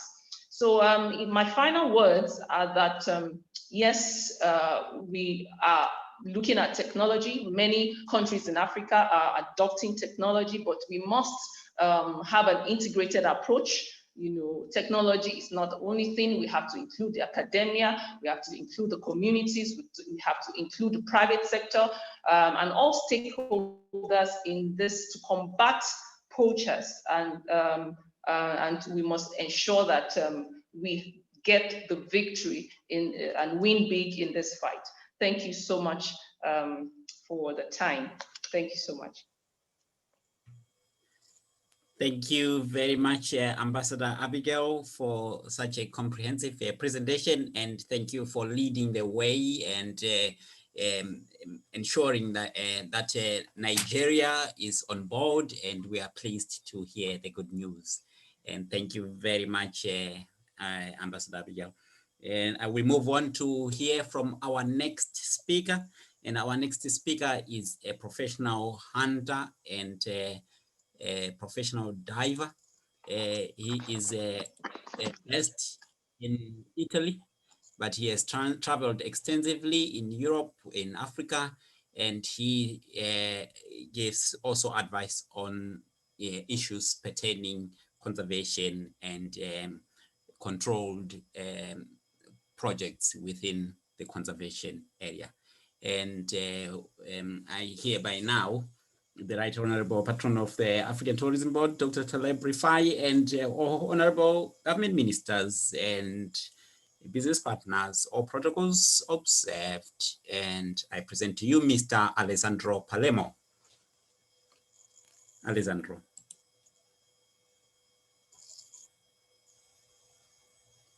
Alessandro.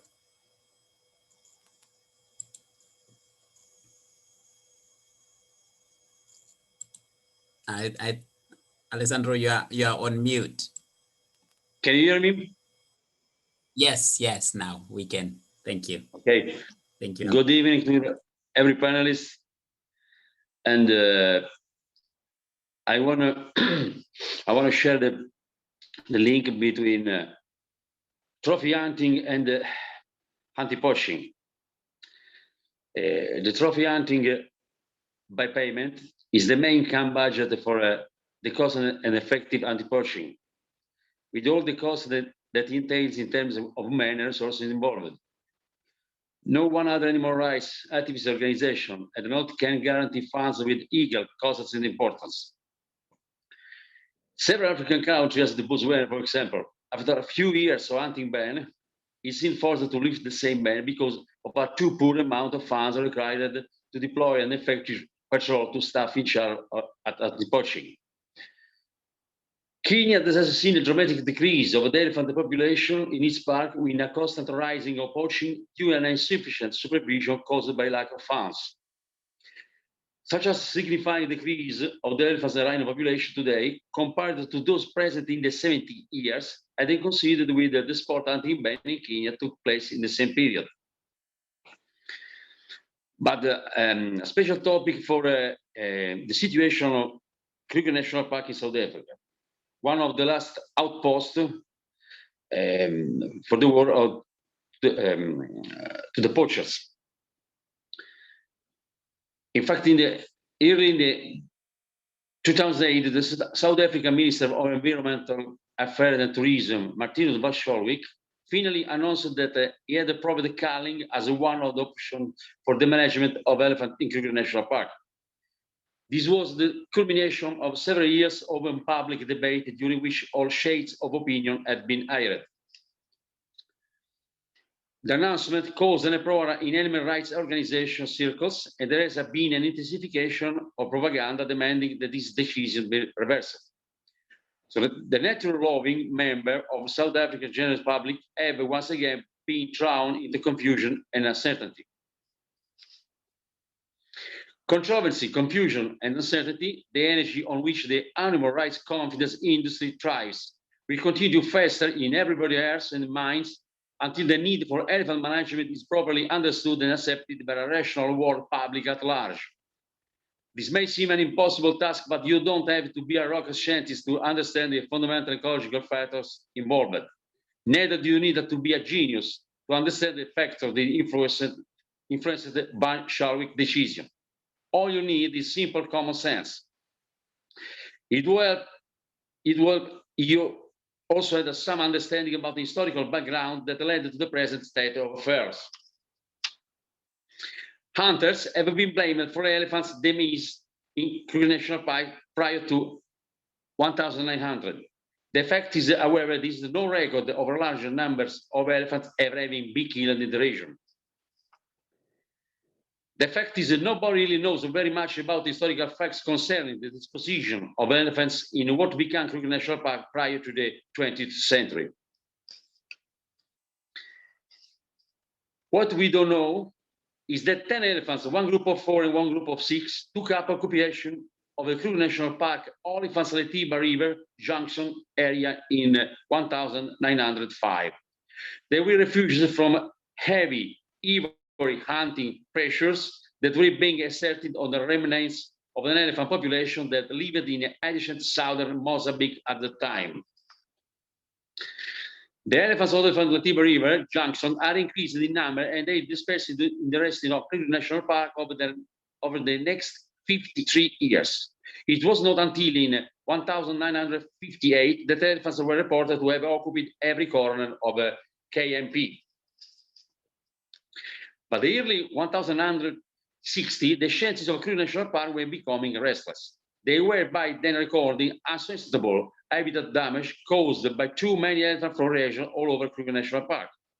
This was discussed at an ordinary meeting of the National Parks Board in 1965 when the then director, Dr. Rocco Nobel, made a decision that elephant culling would take place with the proposal of maintaining the elephant population at its then current number.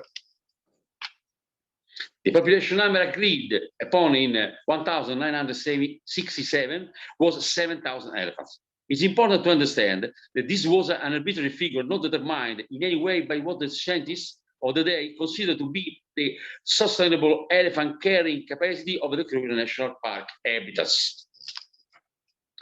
Elephant culling commenced in the Kruger National Park in 1967. The target was the first to reduce the elephant population to 7,000 and then to maintain it at 7,000.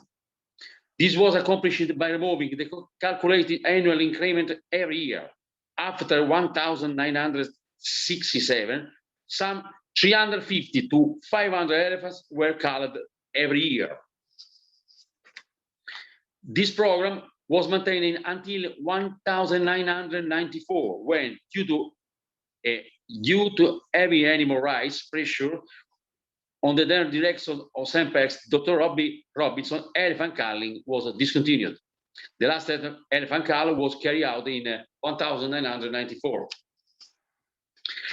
It is important to record that by 1994, the development program to create a blanket of artificial game world surface in Kruger National Park had long been completed. There had been, however, no reassessment of the elephant carrying capacity of the habitats. Also, no revision of the elephant culling program had been carried out. By default, therefore, everybody, including the general public of South Africa, were conditioned into believing that the elephant carrying capacity of Kruger National Park was and remained 7,000. Faced with this kind of facts, no responsible and no reasonable person can say the Kruger National Park's elephant population, now standing at approximately 15,000, is in any way sustainable.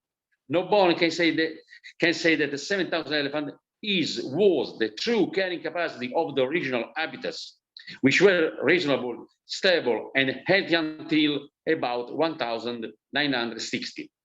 Nobody who understands that ecological implication can deny that if current trends continue, Kruger National Park faces the extinction of huge numbers of plant and animal species and eventual total ecological collapse. In fact, Kruger National Park is on the road to becoming a desert. Kruger National Park population needs to be quickly reduced to a number that is considerably less than 7,000. If this does not happen, the Kruger National Park habitats, we have absolutely no chance of recovery from the last 50 years of very serious elephant population mismanagement.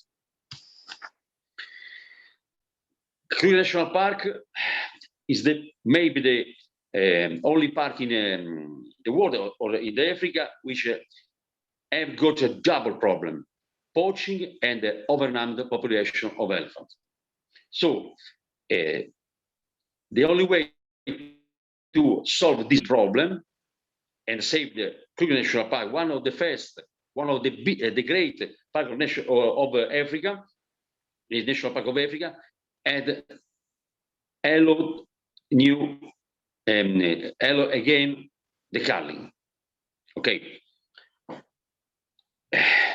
Cull to cull, hunt or to hunt, the truth is only one. Thank you to every ladies and gentlemen. Thanks for your time. Special thanks to every panelist and for great work of Morris and Dr. Boicanio and Michela. Thank you again. Thank you very much. Thank you. That was Alessandro Palermo, everyone. And he is a professional hunter. He was just giving us an insight of how professional hunters are also conservationists.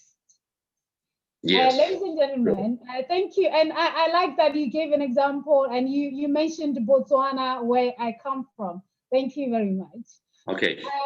I would like to thank the High Commissioner, the Botswana High Commissioner in London, Reverend John Seakosing, for attending this important anti-poaching series. We thank you, sir, and we recognize you. Thank you so much. At this moment, I would like to introduce on the stage Honourable Moses Vilakati, Minister of Tourism for Eswatini. Honourable, if you are here with us, Honourable Moses Bilakati, Minister of Tourism, Eswatini.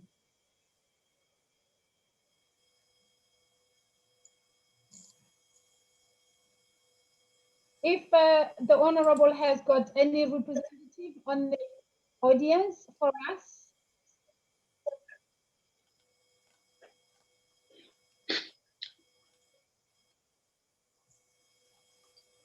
It looks like Honourable is not here with us. Back to you, Maurice. Thank you, Dr. Boikanyo, and we are going to, to get to hear from Tanzania, and as we all know, Tanzania is in a period of mourning at the minute, and our Minister of Tourism is Dr. Ndumaro could not be with us, but we have Dr. Musa, who is the Executive Director or the Chief Exec of Tanzania Wildlife Authority, and he also there's also got they are representing Tanzania today, and thank you very much. Over to you, Dr. Musa. Thank you very much. Over to you, Dr. Maros. Thank you, everyone, and thank you very much for your condolences. This is such a difficult time for us, and as earlier on was alluded to, that the Minister for Natural Resources and Tourism, Dr. Damas Ndumbaro, could not make it because of ongoing funeral arrangements for the late His Excellency Dr. John Pombe Magufuli, our president. Now I'm standing in for Dr. Ndumbaro, and I'll take you through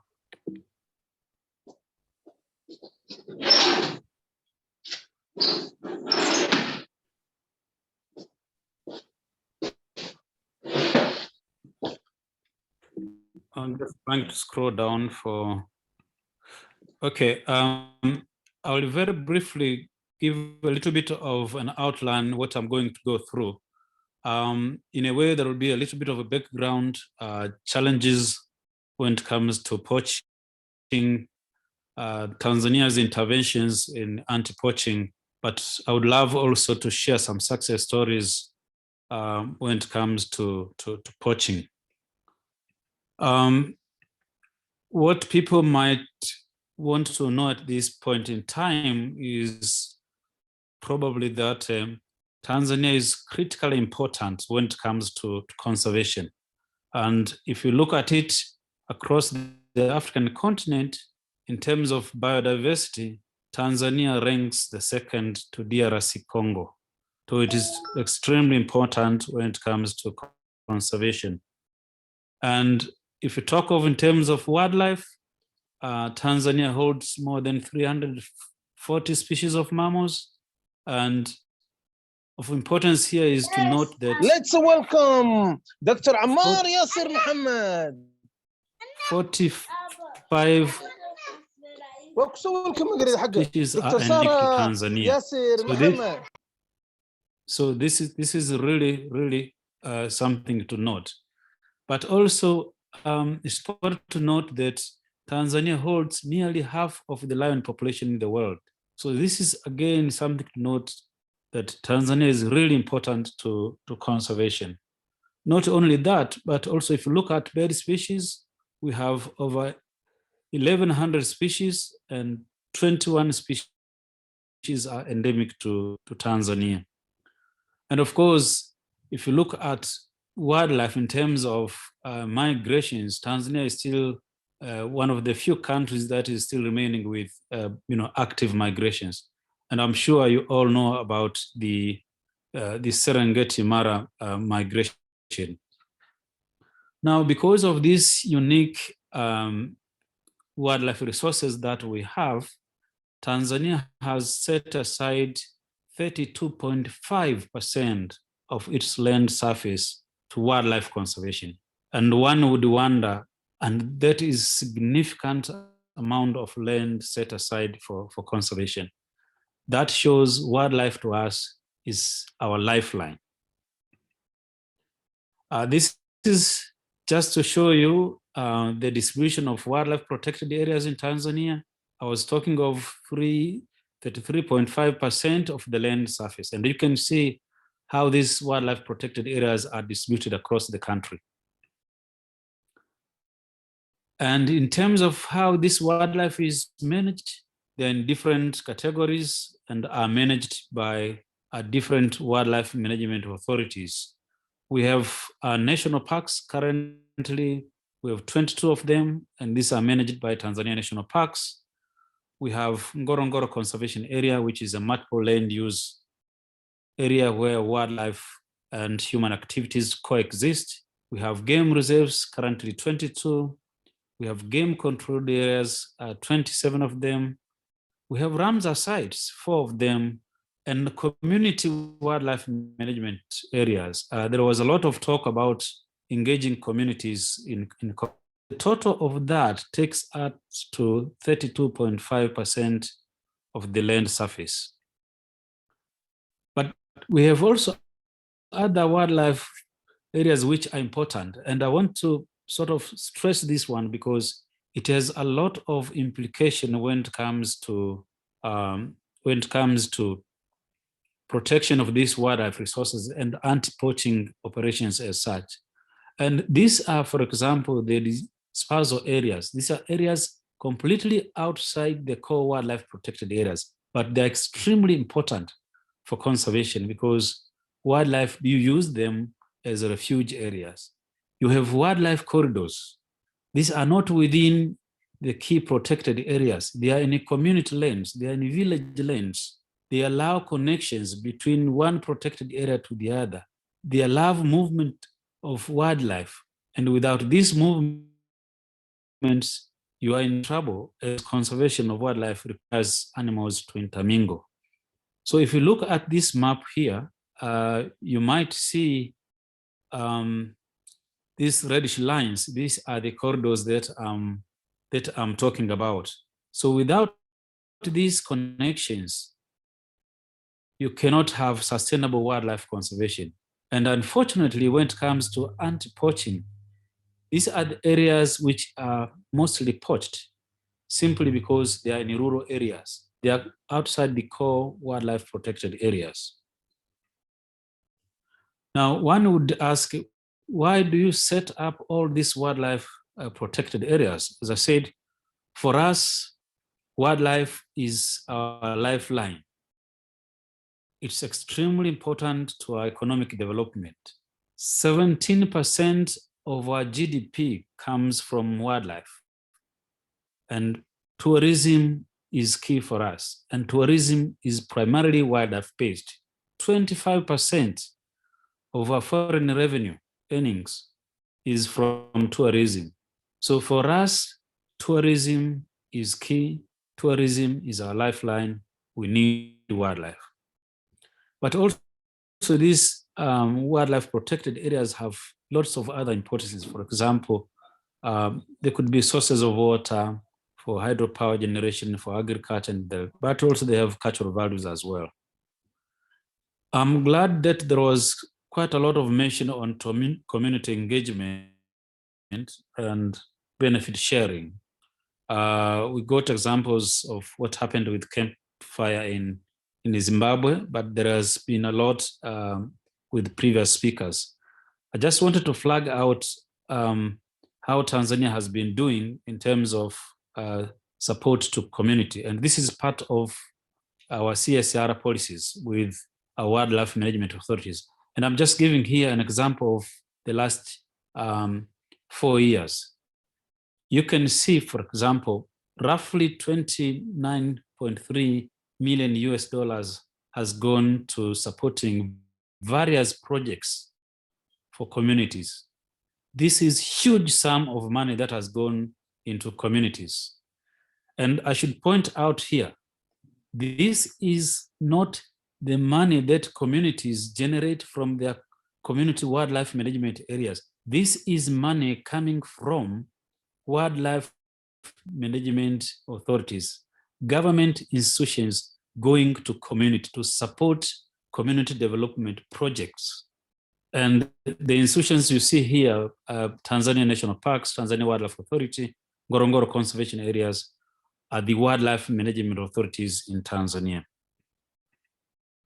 Now, what are the challenges? We are talking about poaching issues here. We've had massive challenges.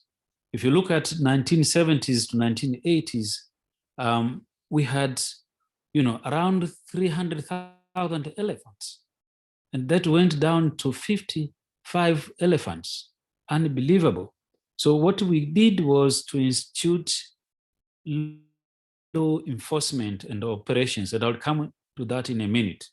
And in 1990s, our wildlife population picked up because of the interventions we did. And numbers as of 2009, they went all the way to 109 elephants. And of course, that time Tanzania was, when it comes to elephant populations across Africa, was the leading country. But then when it came to 2014, our numbers went down because of poaching activities. And this was really a sad story for us.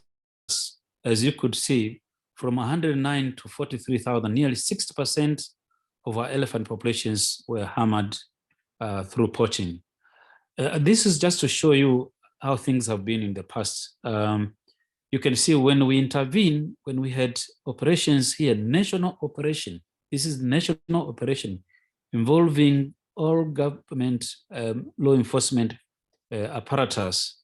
We had numbers going up. They kept going up, and until 2005, we had gone all the way to 134, 588 elephants. But that is when we started having a drop up. Again, we had to intervene with another national operation. Numbers started coming up, and as we speak, we are around 60,000 elephants from the 43,000 elephants that we had in 2014. So you can see anti-poaching operations really are paying. 2014, we were 43,000. Now, by 2020, we are at around 60,000 elephants. There has been a lot of talk about it in terms of what the type of poaching is all about. Of course, there is commercial poaching, but there is also poaching for meat.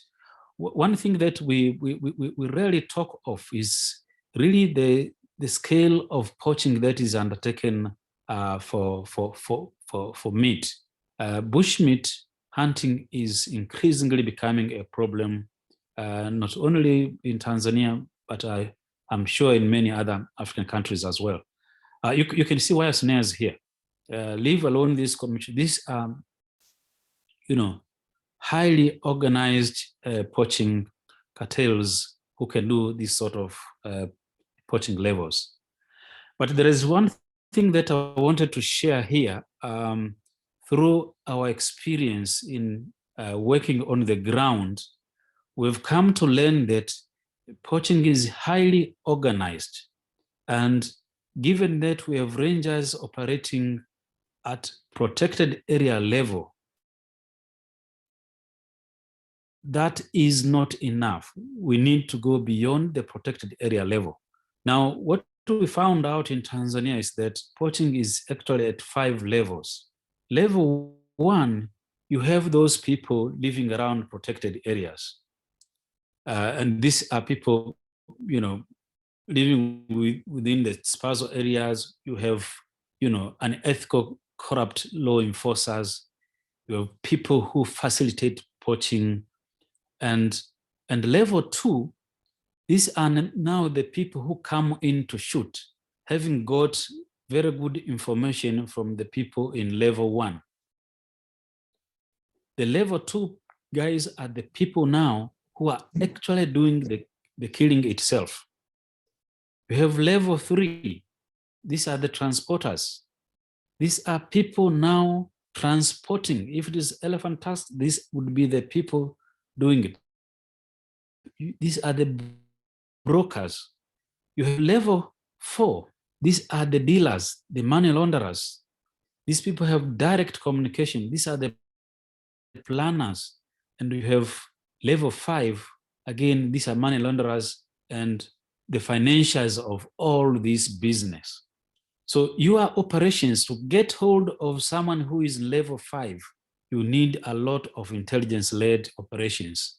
And this is something that may not necessarily be done by people who are operating at level 1 and 2. For example, most of our rangers operate or carry out law enforcement at these 2 levels. So you need another set of organizations, another sort of arrangement to be able, once these people are out of the key protected areas, how do you get hold of them? You have to get organized such that you are there at all these levels. And I will show you how Tanzania is organized to deal with that and the results that has come so far. So what has been our interventions? One of which we realized we needed to improve our legislative and policy frameworks to be able to deal with poaching.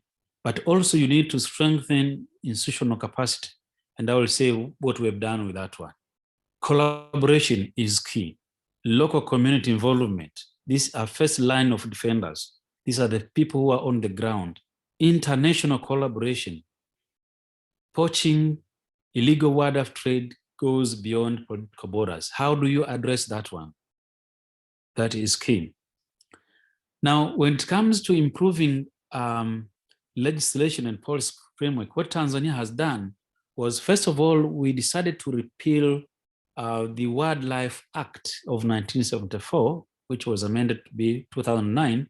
And of course, we decided to increase penalty against wildlife crimes.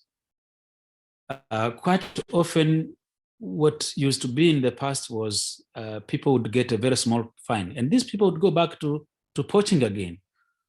So we have now improved or increased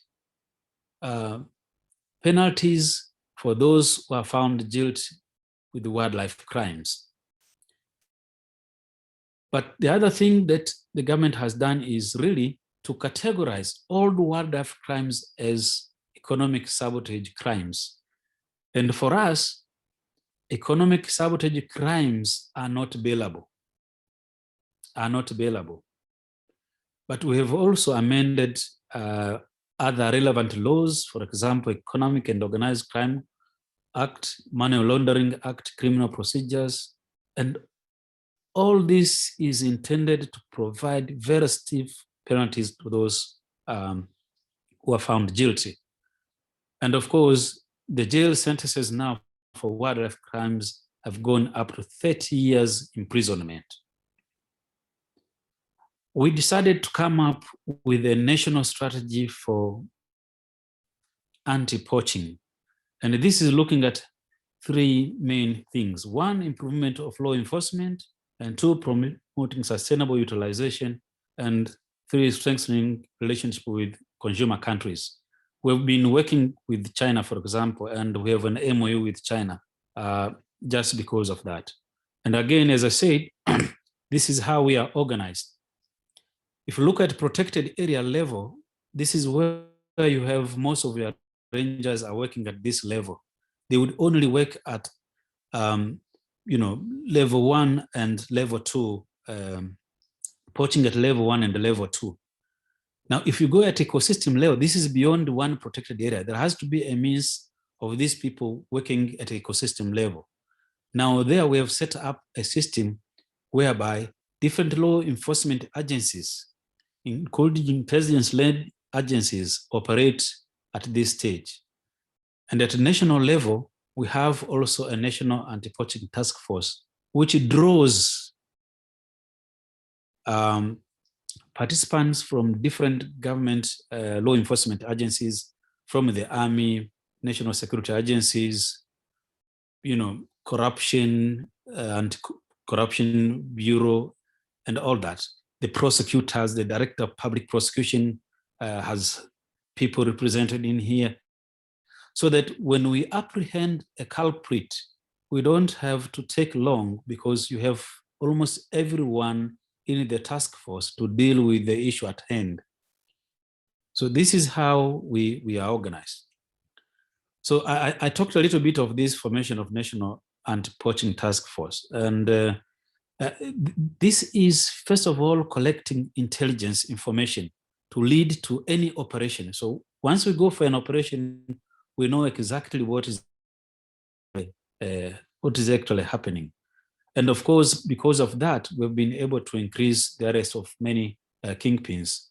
And some of that you might have heard of, for example, the Queen of Ivory, who was sentenced to 30 years jail.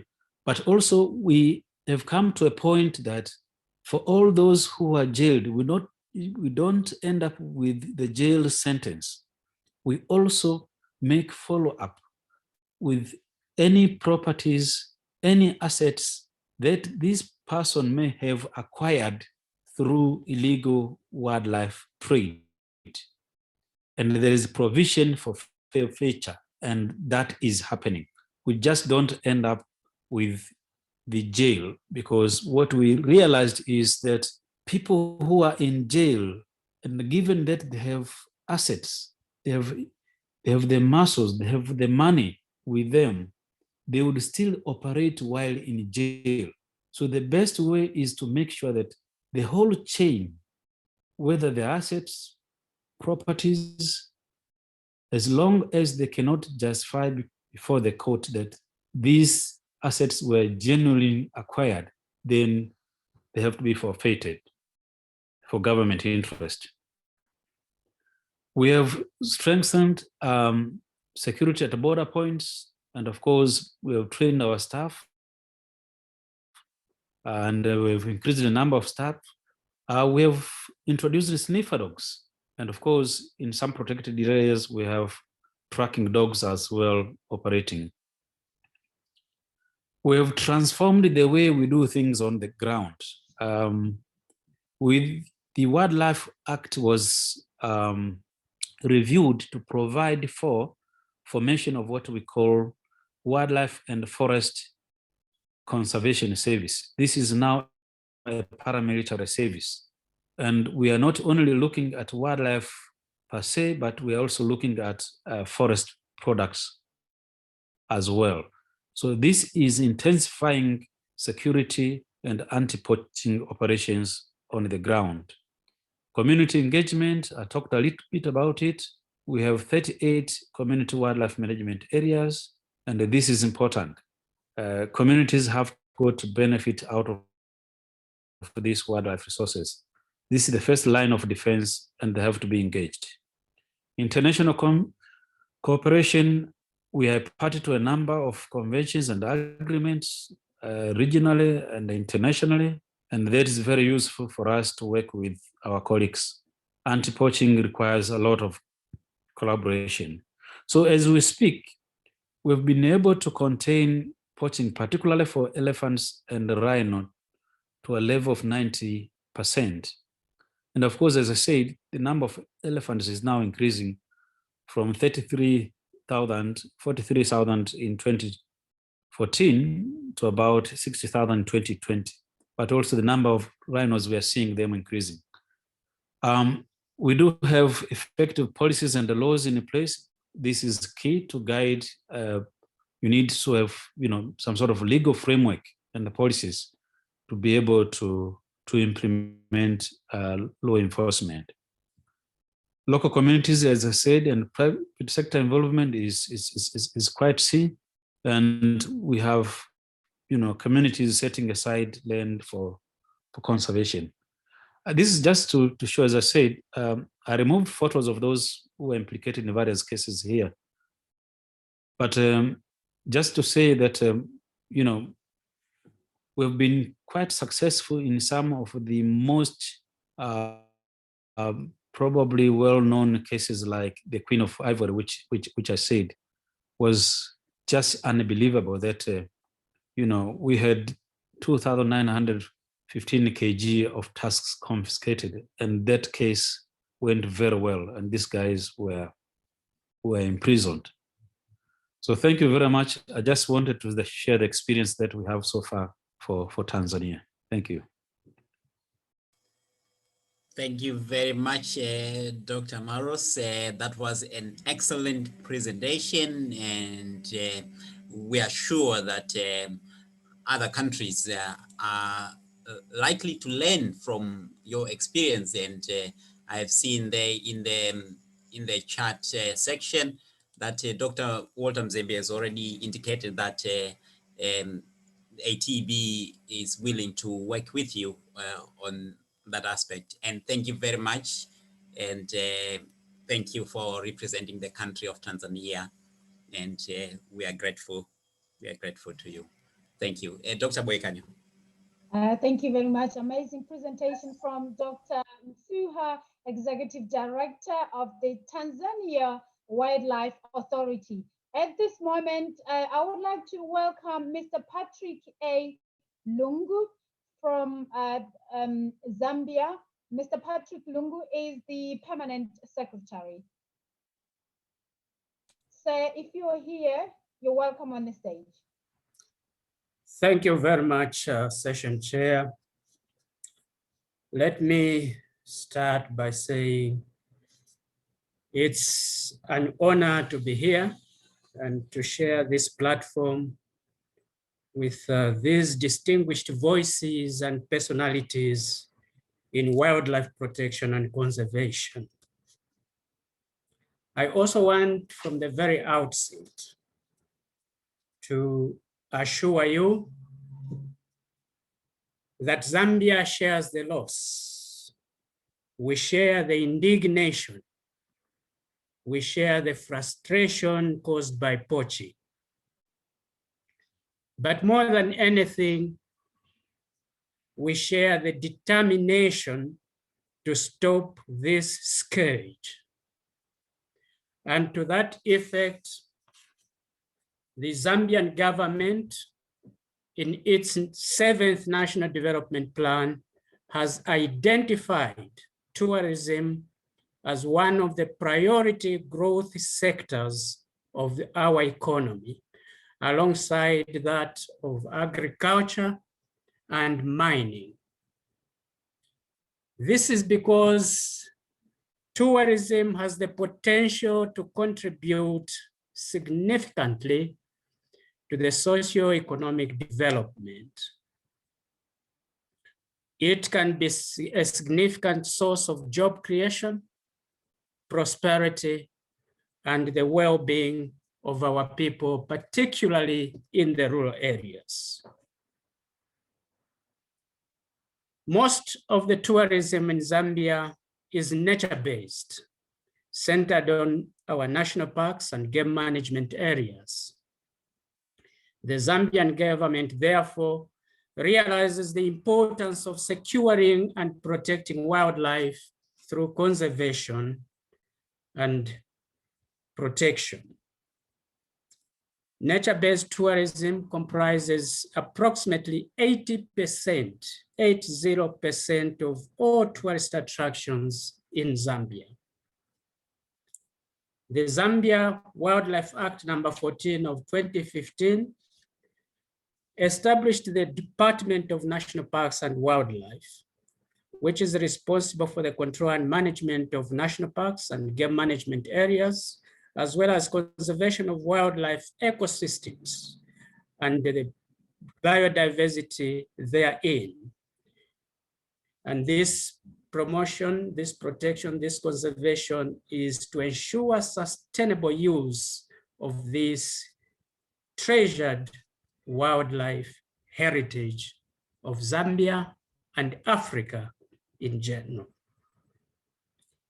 The department is also responsible for the conservation of objects of aesthetic, prehistoric, historical, geological, archaeological, and scientific interest in national parks and game management areas in order to promote cultural and natural heritage as well as scientific studies.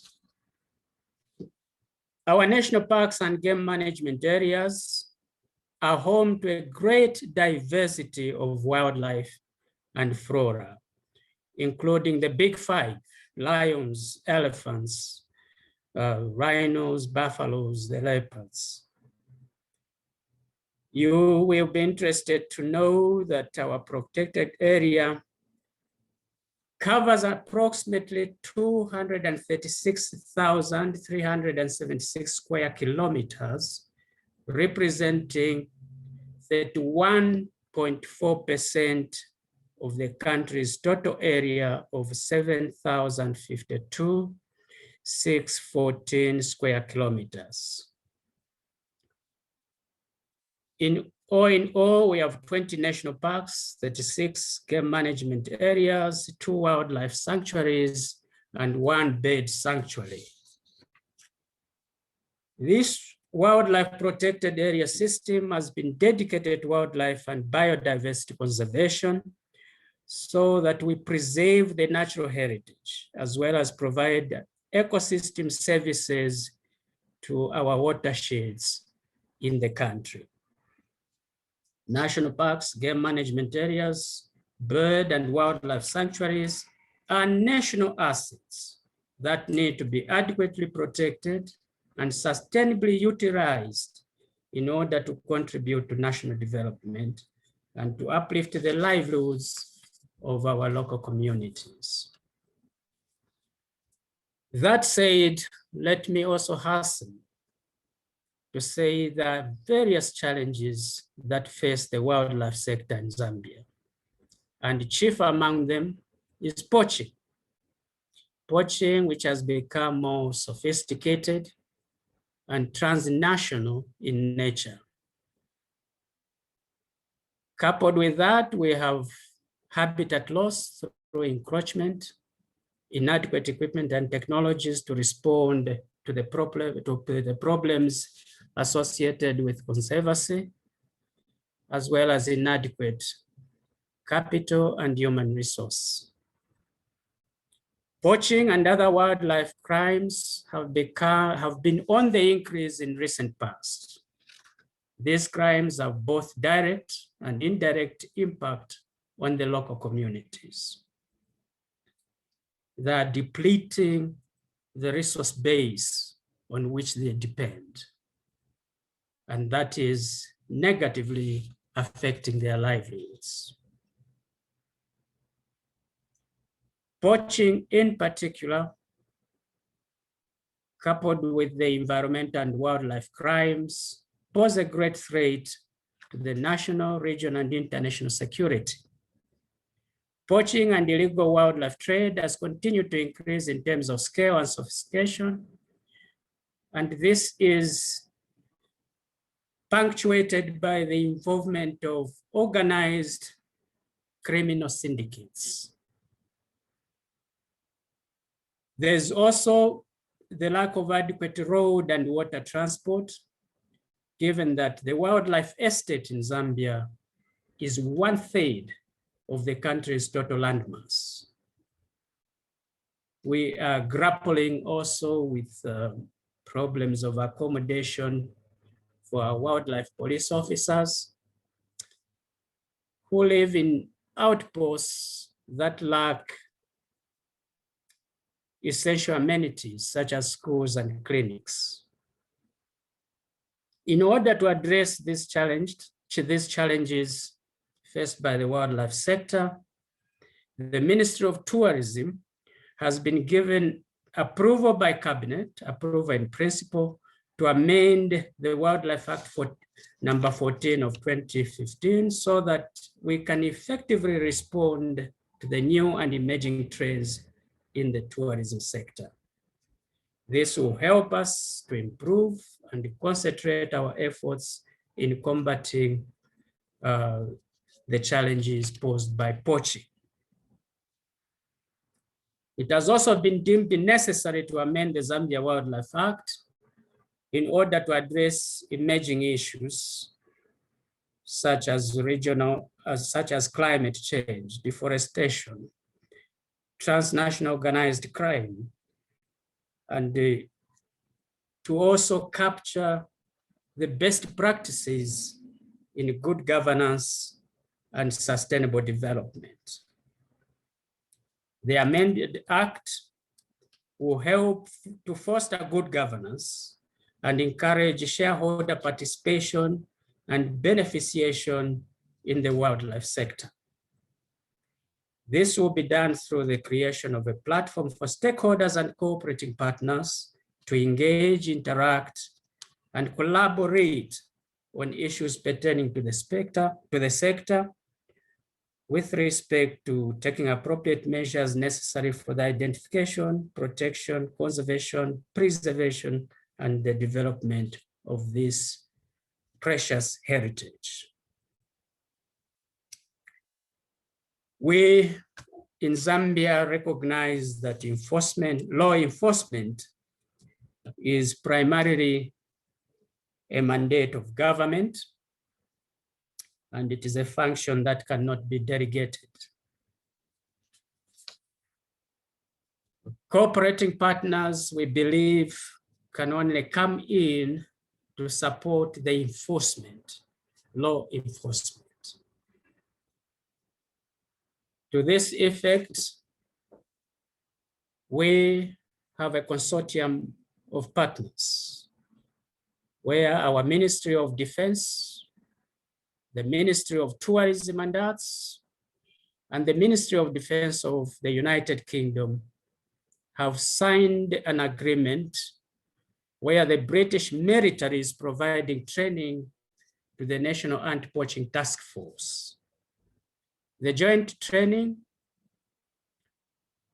is enabling our Department of National Parks and Wildlife to upscale their skills in anti-poaching operations. The Ministry of Tourism is working towards improving operations by addressing the issue of inadequate equipment in terms of uniforms, camping equipment, inadequate firearms, so that when they're out there in the field, our animals are adequately protected. In terms of general management of our protected areas, the ministry has entered into strategic partnerships with non-governmental organizations such as African Parks Network, the Frankfurt Zoological Society, Conservation South Luangwa, Conservation Lower Zambezi, and many others. And this is with a view to ensuring that poaching is brought down to near zero levels. So with that, we want to emphasize that we appreciate the invitation to this platform, to this meeting, because it enables us to draw lessons from other countries such as Tanzania, to draw lessons from experts in this field, and to draw lessons from this pool of wisdom. I thank you, Session Chair. Thank you very much, Mr. Patrick Lungu, the Permanent Secretary in the Ministry of Tourism of Zambia.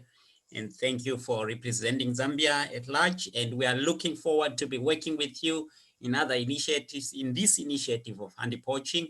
And, we are looking forward to corresponding with you after the event and moving forward with all the suggestions and initiatives that have been mentioned by Davide and towards the goal that Michaela has started and we are willing and we are here to work with you at all the levels and with ATB and all the partners involved. Thank you very much, Mr. Patrick Lungu. And I understand you also had your colleagues supporting in the background, and we thank them all. Thank you very much. Dr. Boyekani. Thank you.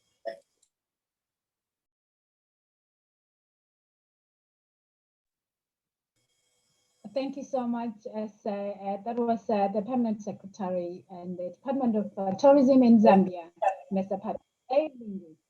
At this time, we are moving now to South Africa. So, Maurice, I would like to hand back to you so that you can give the honor of introducing our South African representative. Thank you, Dr. Boyekani. I'm going to ask Davide to actually do the honors introducing us to Thank you very much, Morris. It is a true pleasure to introduce someone from South Africa. But first of all, let me thank the representative from Tanzania and from Zambia. I was really highlighted by your speech, and thank you very much for what you're doing and the efforts you're putting to protect wildlife, because I want to say it again, wildlife is a worldwide treasure. It's not only African, it's not only for African, but it's a worldwide treasure. So thank you for looking after something that belongs to the world as an entire entity. Now, I would like to introduce Chris Hopkirk, that is the representative of the Mpumalanga Tourist Parks and Agency. Mpumalanga is one of the 9 provinces of South Africa and is a very important one because with Limpopo, it is actually incorporating also the Kruger National Park. The work that Chris and his team are doing is very important because they are backing up also the rangers from different parks, and he has to work and his team has to work in very different situations, from saving animals that are in pools of swimming pools of private people, or going to take snakes out of houses, and sometimes of course they have to help other rangers to do anti-poaching. So Chris, I would like to thank you for joining us today, for representing Mpumalanga, but in general South Africa. Thank you for being here today. Ciao, Chris. Davide, thank you very much. Can everybody hear me? Can you hear me, Davide? Perfect. There we go. There we go. So my colleagues in conservation from all over the world, it is an absolute pleasure to be allowed to present on this type of a platform. I must say I've been here for a little while now, and it is it's extremely humbling to see this type of collaboration from different countries, different people, different backgrounds. And it is an absolute honor for me to just give you guys and girls a small insight into the type of work that we do. As mentioned, I work for the Mpumalanga Tourism and Park Agency.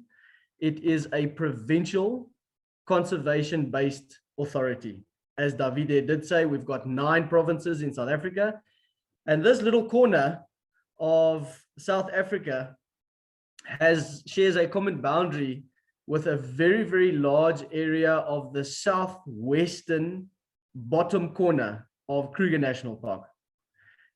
So my position at the parks at this stage, this is my 19th year of service in conservation for MTPA. And that you can see the gray hairs coming through here now. It's finally starting to show, yes? And it's been a great ride, and I can't wait for the next 19 years. I can tell you that much. I'm head of the Wildlife Management Unit, which incorporates many, many different arms. And I'd like to explain a bit about that and then get into obviously our efforts in our anti-poaching in the parks of Mpumalanga. So as Davide mentioned, we handle a lot of different sections or divisions of conservation. At the parks itself, there are departments that handle many different things. We focus on the live translocation, the care, human-animal conflict, bit of anti-poaching, anything to do with wildlife inside protected areas as well as outside protected areas. Now we've at this stage have got approximately 19 protected areas in our province. It incorporates an amazing biodiversity from high veld regions. You're looking at those beautiful dry grass veldt areas.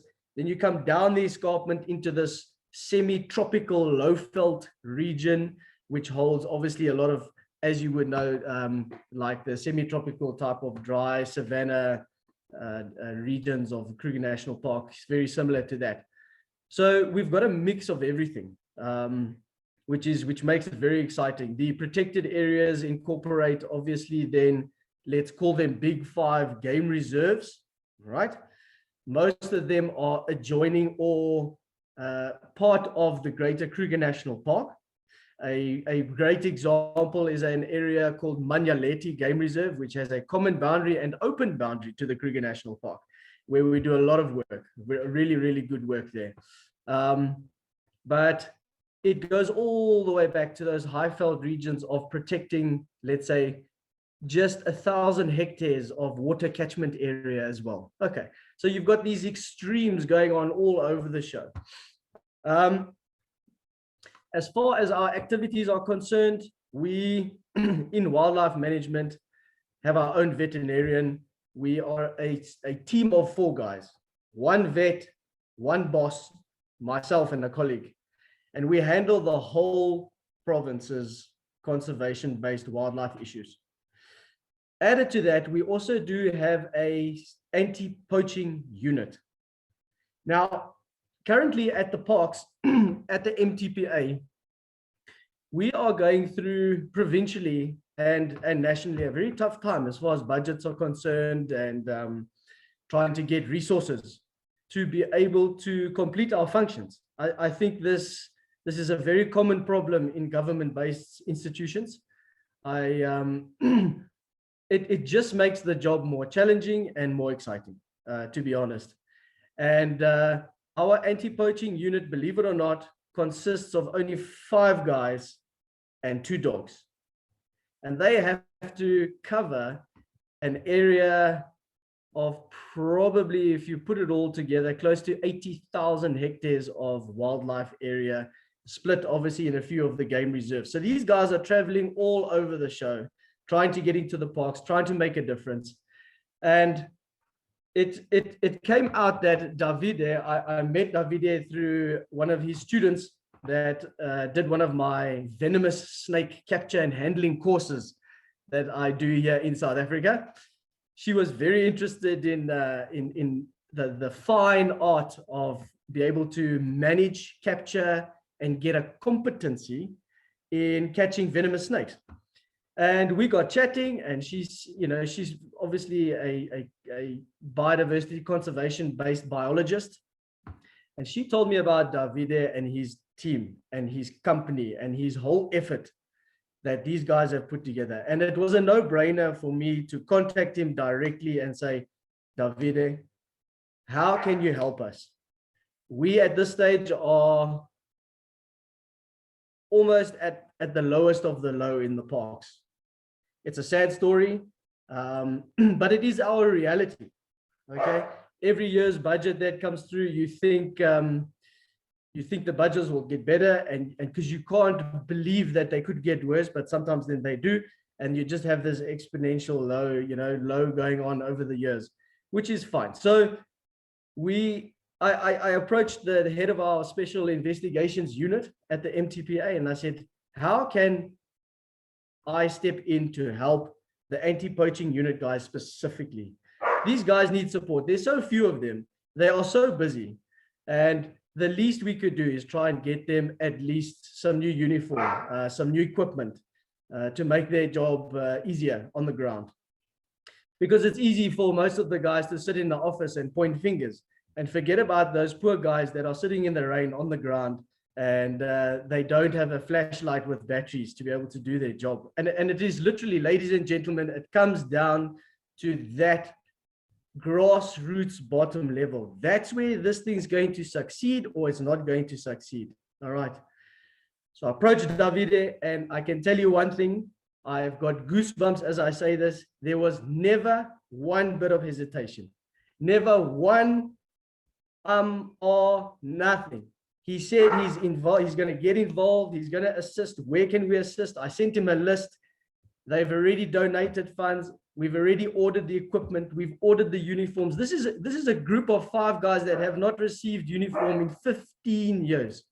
15 years. And they will be in the next month receiving beautiful, amazing jumpsuit, camouflage uniform, new boots, new binoculars, brand new torches, headlamps, so that they can work with their firearms while at night, you know, they don't have a torch bothering the way that they work with their firearms at night. GPSs, you know, these sort of things. And it is extremely humbling to know that this collaboration, we need this, okay? Everybody has to join hands. Everybody has to join forces to make this thing a success. I can't divulge, obviously, too much information regarding how many rhinos we have. We don't at this stage have too much elephant poaching problems at all, where we are specifically situated in this little corner of South Africa. But our rhinos have been damaged, okay? We started in about 2008. We jumped on the bandwagon very early with regards to the dehorning operations. And this is run through my department. We initiate them, we get funding for them, and we push every 15 months, we go back to our reserves that do have rhinos on them, and we go and we dehorn that growth point every 15 to 18 months. And I can tell you what, in those early years of doing that, we actually put our neighbors in a very bad spot. Because we were so early, because we jumped up and we decided to do this so quickly, our neighbor reserves and our neighbor protected areas started to see the negative side of the poaching. So it made a huge impact in saving, all right, most of our physical rhino population that we do have in the Mpumalanga parks at this stage. So it was a great initiative. It's worked extremely well. I think at this stage, over the last couple of years, we've only had 2 rhino that have been poached just for that ½ kilogram stump that was left.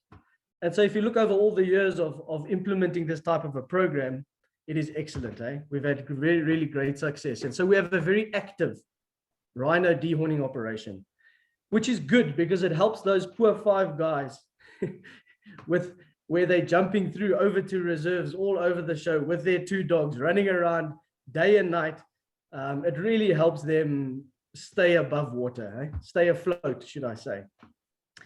So at this stage as well, we have our hotspots, our red zones, where the guys obviously focus on and manage on, and where they spend most of their time. And then they do every now and then do their informants, and this is a multi-armed,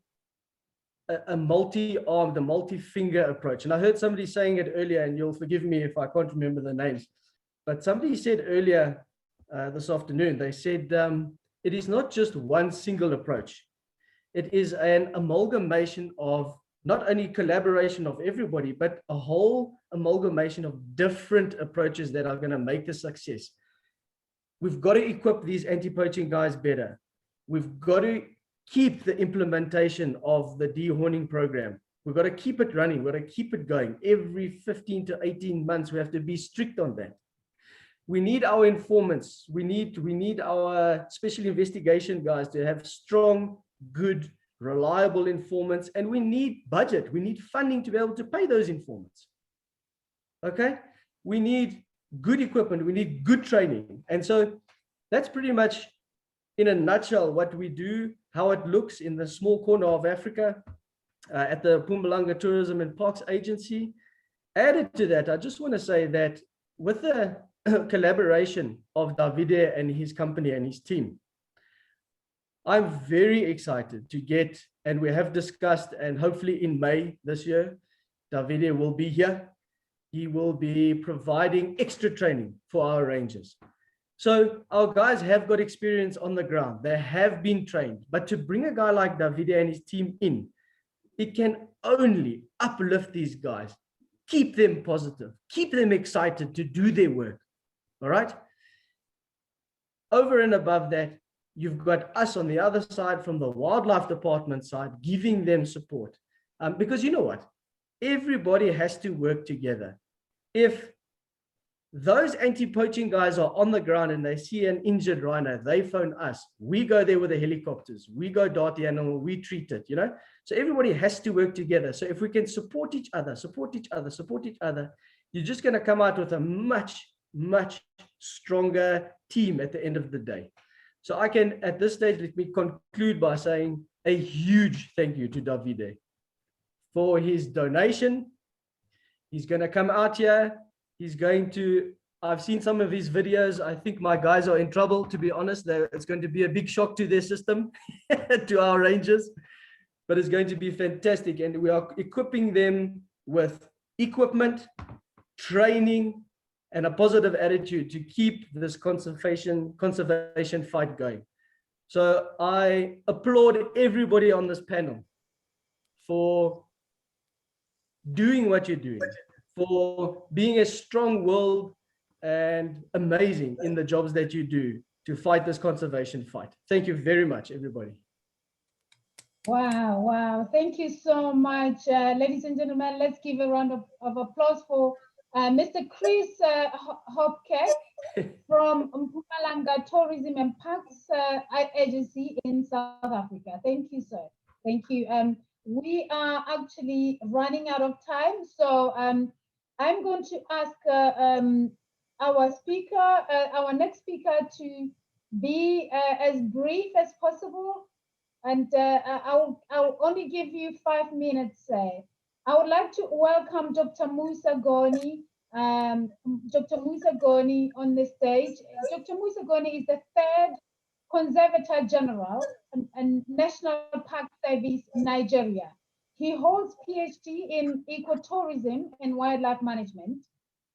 Dr. Goni is a seasonal conservationist and protected area manager who started his working career in 1983 in Kainji Lake National Park, New Busa, Niger State.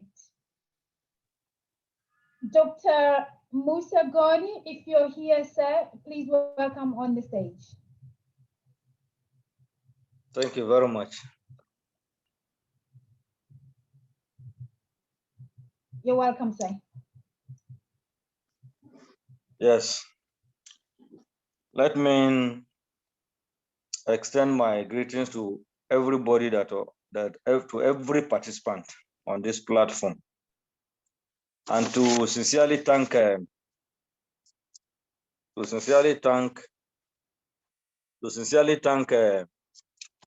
Polarprojects for sustaining the tempo of this webinar.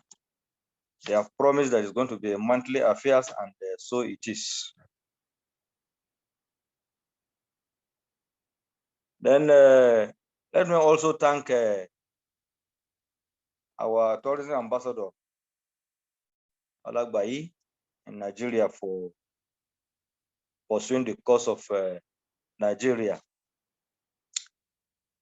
I want to talk on challenges of wildlife protection in Nigeria. In Nigeria, daily wildlife is being decimated due mainly to habitat loss resulting from deforestation, migration of people from one place to the other, and as a result of migration, people seek for land to settle down, people seek for land to farm. This results in deforestation.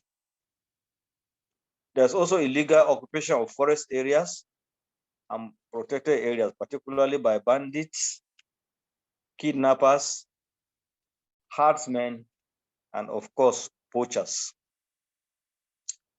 The COVID-19 pandemic also has its own effect on our challenges in wildlife conservation in Nigeria.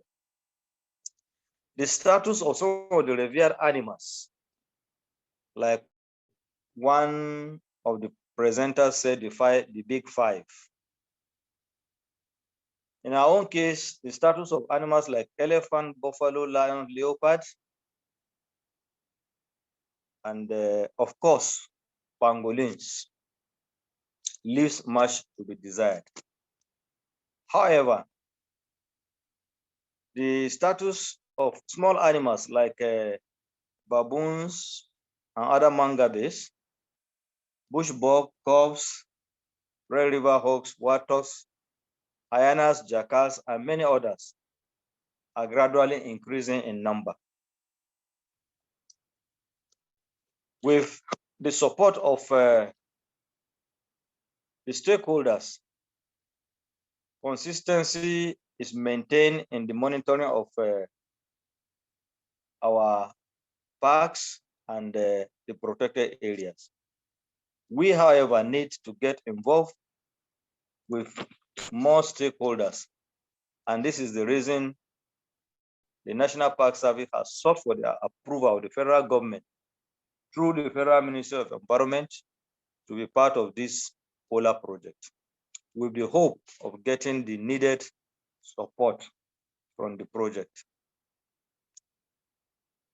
Ladies and gentlemen, concerted efforts are being made to stem the tide of illegal wildlife trafficking in and across the country's border through collaboration with our neighboring countries like Cameroon, Benin Republic, Chad, and of course, Niger. As a way of promoting tourism, the National Park Service engages non-governmental organizations, community-based organizations, tour operators, travel agents, and of course, a government agency, that is the Nigerian Tourism Development Corporation, and all other stakeholders in the tourism sector to ensure that our domestic tourism thrives. Because I believe if domestic tourism thrives, the international tourism can also thrive. Though the COVID-19 pandemic has slowed down our efforts and our drive to reinvigorate domestic tourism. Now our efforts. As part of our efforts in anti-poaching activities towards ensuring tourism development in Africa, and particularly Nigeria, we have embarked on some areas, and in some areas we plan to embark on some of these things I will mention. One, we are intended to embark on the introduction of some of the species, particularly the arid land species like topi, the roan, and of course other arid animals. This we are trying to do with the support of the United Arab Emirates, so that we work in conjunction to try and restore some of these species. The president has also reviewed the Endangered Species Act, such that agencies involved in handling of illegal trafficking are now given more powers to be able to effectively carry out their duties. And just of recent, the president has also approved 10 new additional national parks. This is to increase the forest acreage of the country in order to be able to mitigate climate change and, of course, reduce other environmental menaces like floods and desertification. We have also fashioned out a plan, and very soon the Minister of Environment Nigeria and the Minister of Cameroon will sign a collaboration which we refer to as transboundary collaboration for the protection of transboundary animals and flora. And it may also interest you to know that as part of effort to rejig the security situation in the country, the president has changed the service chiefs. We now have new services in place, and they are not leaving any stone unturned to ensure that the security situation is rejigged. And just of recent too, the president has directed that anybody found with AK-47 should be shot. I'm aware in Kenya, any poacher found in the national park is shot. I think Nigeria too is trying to learn from this idea of the Kenyans, so that apart from securing lives and property, our wildlife resources can also be secured. Moving towards tourism, the National Council on Privatization has selected 3 national parks for partial commercialization, so that there will be concession for entrepreneurs in order to be able to bring in the needed resources and infrastructure for this national park for tourism to thrive.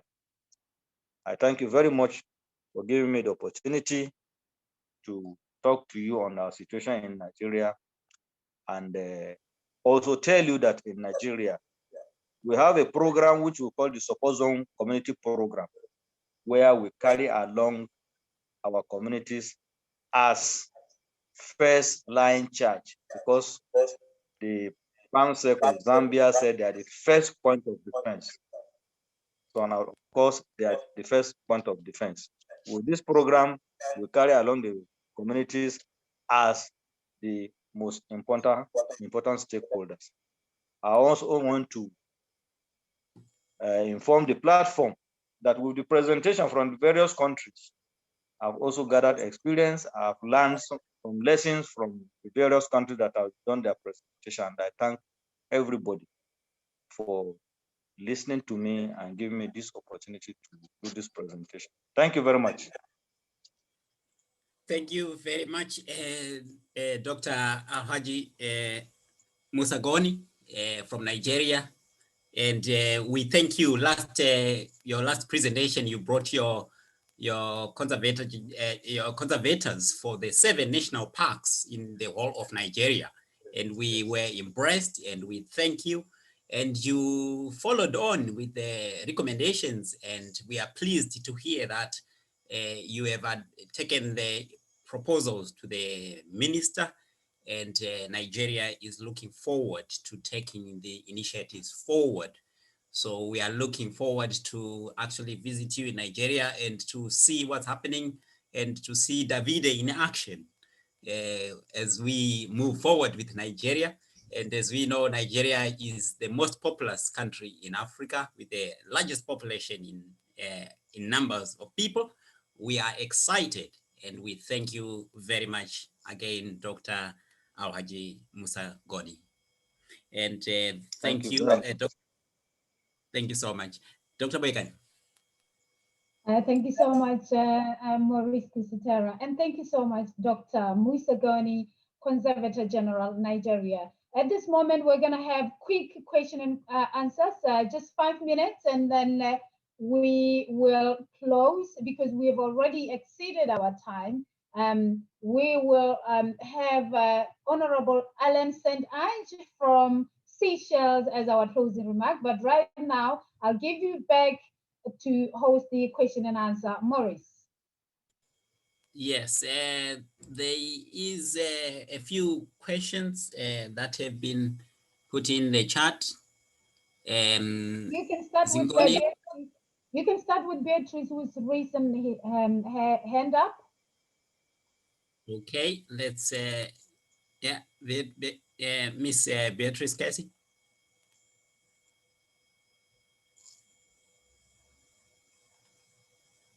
Over to you, Miss Beatrice. Is that right, Dr. Bacon? Maybe it was a mistake. Okay, let's move on. We move to the chat. Yeah. There was a question about the markets for the poachers, and I think there was maybe those governments, who is the market for poachers? Maybe we can deal with that market first before tackling the real poachers in our parks. Elephant trunks, where are they being sold? How do they get there? And then maybe those governments can help in closing the market for poachers. Is trophy hunting not for a glorified way of poaching? Who stands to benefit from trophy hunting? So that was from Zingoni residents and to everyone.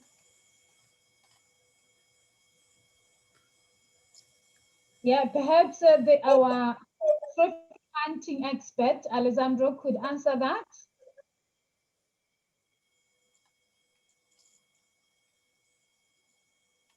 Alessandro Palermo.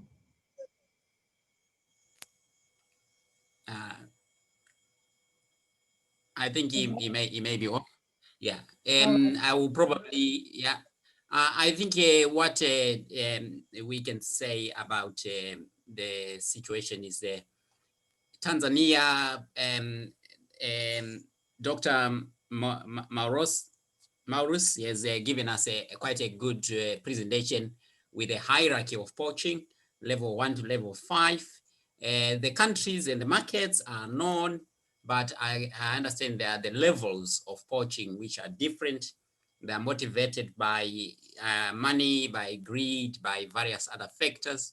And as we heard from Davide and all the presenters, it's a lucrative business for poachers. So we have to work together, from governments to governments, from communities to communities, and not one single agent or group can fix the problem. Hence this initiative that we have come up with. So I think that would probably sum up the ideas that have been discussed. Okay. Dr. Bacon. Great. There is a question here. Yeah, there is a question here from Doris Parsons. And this question is directed to Dr. Morris from Tanzania. Doris says, is Tanzania Wildlife Authority working with the private sector in these anti-poaching efforts? Dr. Morris Msuha, if you're here. Thank you again for such a good question. Yes, we do work with private sectors. Let me give an example. In areas, for example, where we have hunting concessions, one of the legal conditions for those who have hunting concessions with the government is to make sure that they carry out anti-poaching in the particular concession areas. And actually, that is one of the determinants as to whether you would be awarded, whether the same concession area or a different one. But one of the criteria is to see how best you did at that particular area. So yes, we do work with the private sector as well.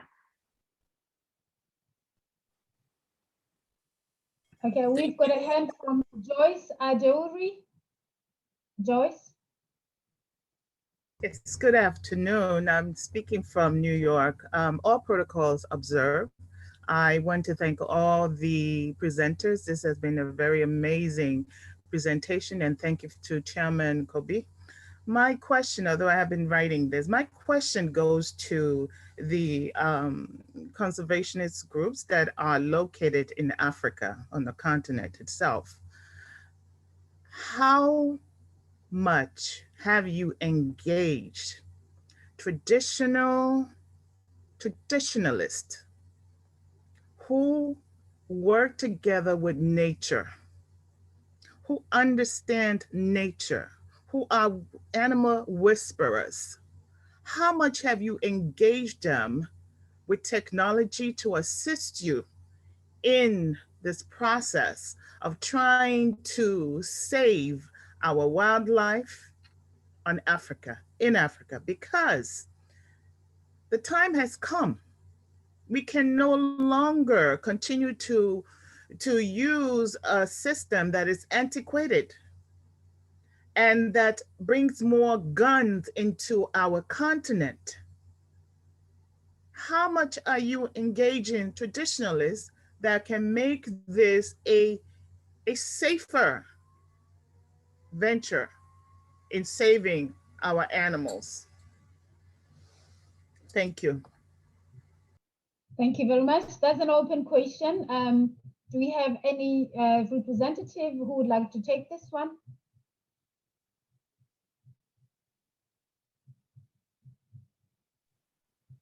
Just to give a brief talk about these, personally, we never actually had this kind of approach, but we use extensively technology.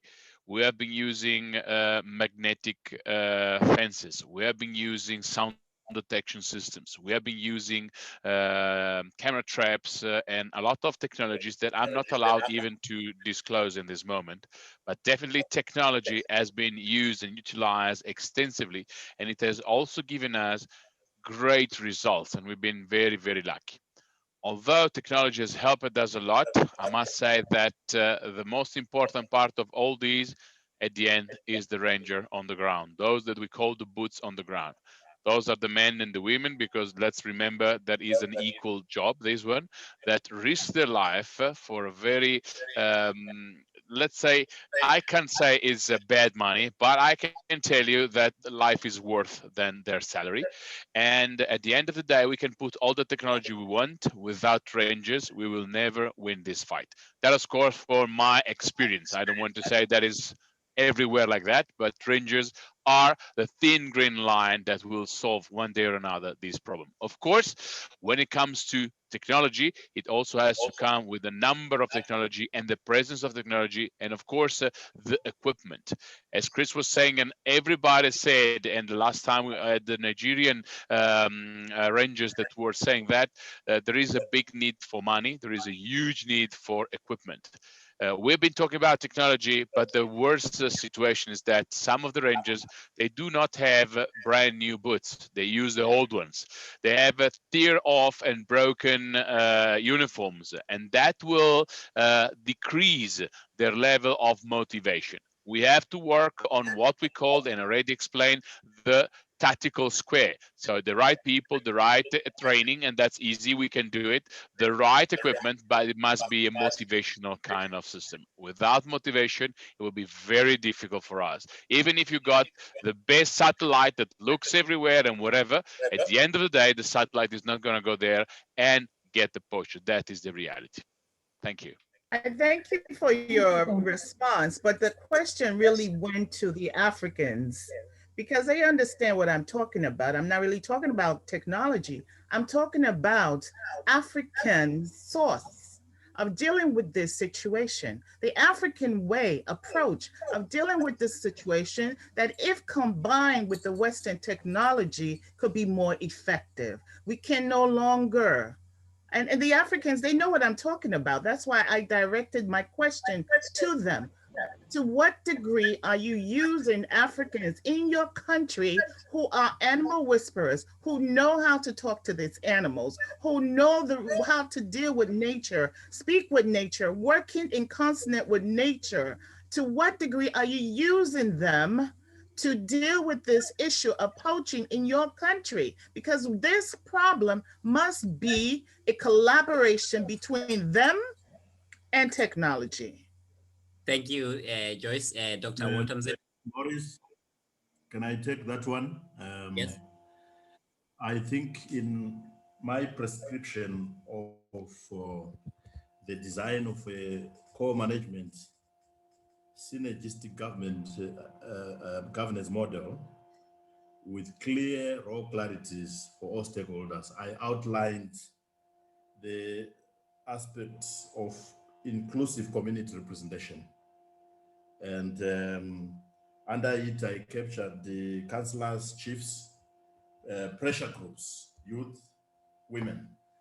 And perhaps under that heading, we should include traditionalists so that we capture the totality of resource stewards, as I called them, who can, whose experience and backgrounds can be tapped into in that collaborative model by all stakeholders in pursuit of what Joyce is talking about.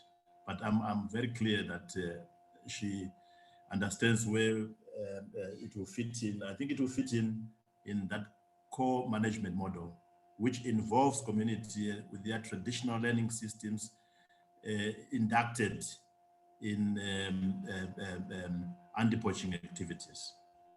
But it's something that we are trying to prescribe, I think, to governments as a model from the ATB. We haven't quite developed it, but I take your point. Thank you. Thank you, Dr. Walter Mzembi. As we know, maybe if I could come in also. Yes, Mr. Lungu, yes, go on.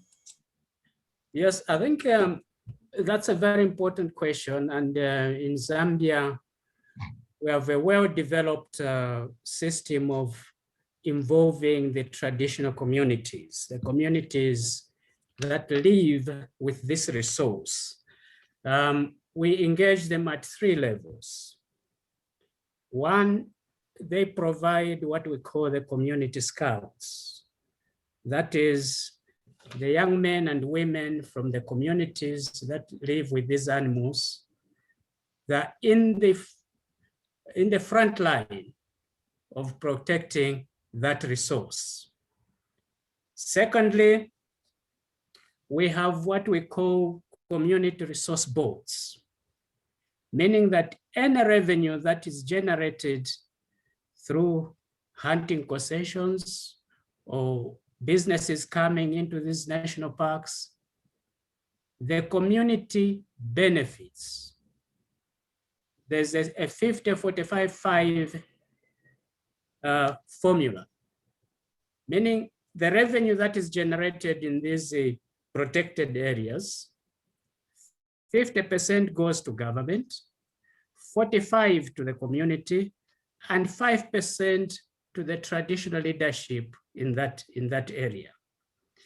This gives them a sense of not only involvement, but ownership, the trickle-down effect of conserving this wildlife. We make sure that they are involved in the protection. Yes, we've got wildlife police officers, but these are supported by the community scouts, because these are the people, if not involved, they become potential poachers. So we make sure that that brought into the whole plan, into the whole system of conservation. But much more than that, we make sure that there's this 50-45-5 trickle down resource sharing from whatever money is generated from these resources. I will not speak about whispering and all that, and but I think you get the gist of it. Thank you so much, Mr. Lungu. Thank you. I think I like that idea, 50-45-5. Dr. Goni, I think wanted to say something quickly. Dr. Goni from Nigeria.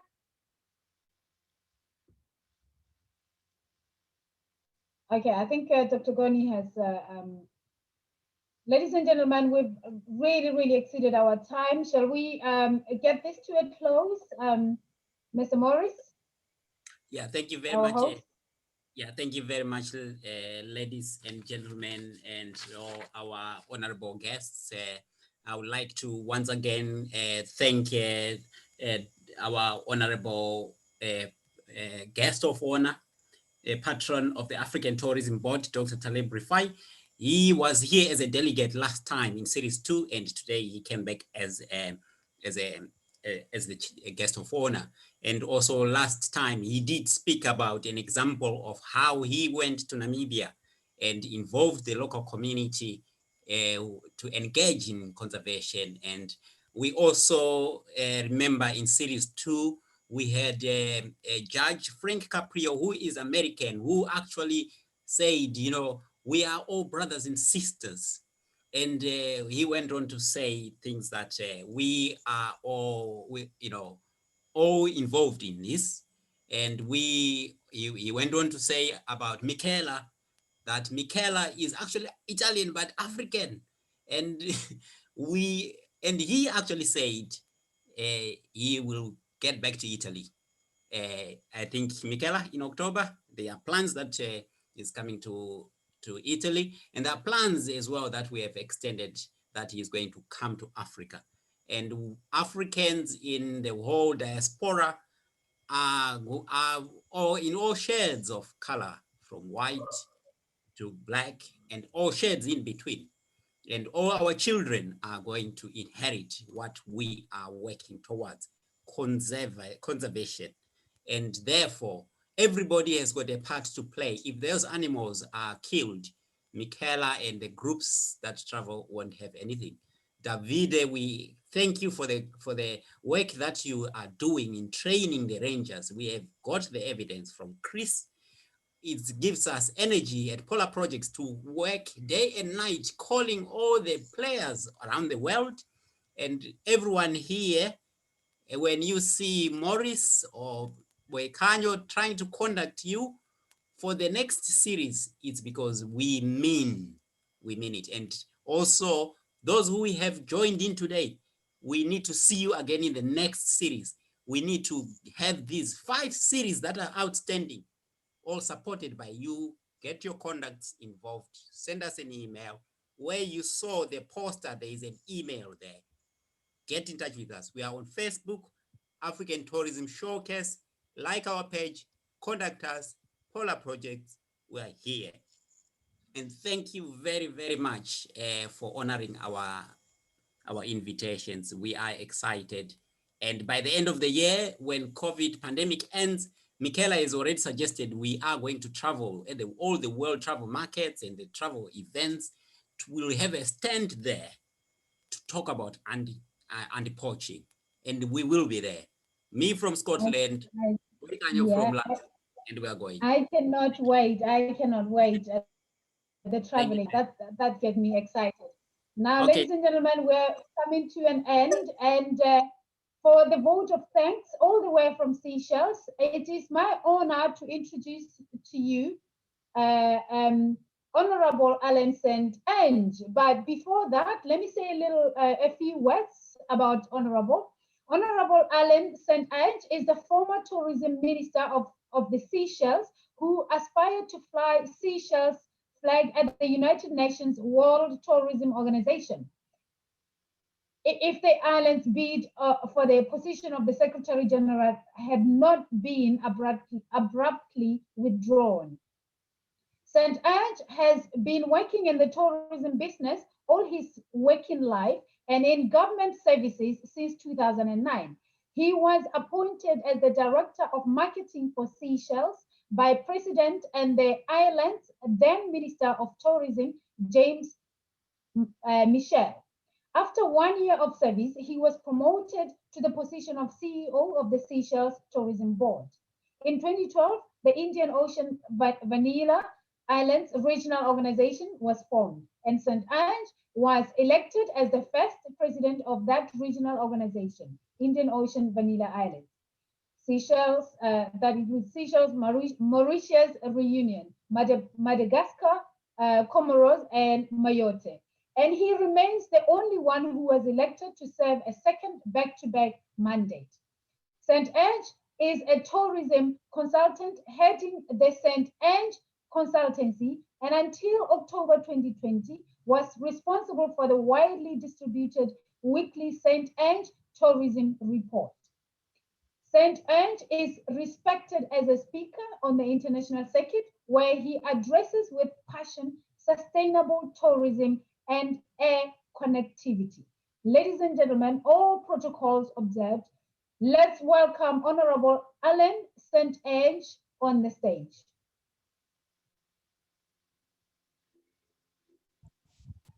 Thank you very much.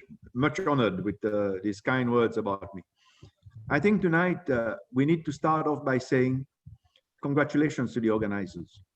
Anti-poaching is definitely needed for us to look at, not as a country, not as an individual, but as a continent. If we all work together, we will be able to see daylight at the end of this dark tunnel.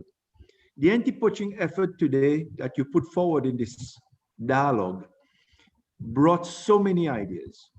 I need to really say to the speakers, those that represented different countries, that represented the wildlife departments of countries, congratulations. What you said brought sense, and what you said alerted us all who's been listening all night that we have a problem. But for Africa to move forward, and here I want to say a special thank you to Dr. Rifai, who appeared again as this man of the night. His words for Africa and by Africa always resonates so well. One of the speakers spoke about the need for us to look at this poaching, the lucrative poaching that he spoke about. Yes, this is an era that people make money out of destroying attractions of different countries. But Africa needs to rise. Africa needs to rise as the songs that we heard tonight. Stop this act now.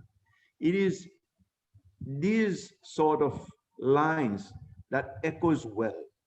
But we have, as Africans, and I think the former minister from Zimbabwe, Mr. Walter Mzembi, spoke along the line that we need to grab what we have.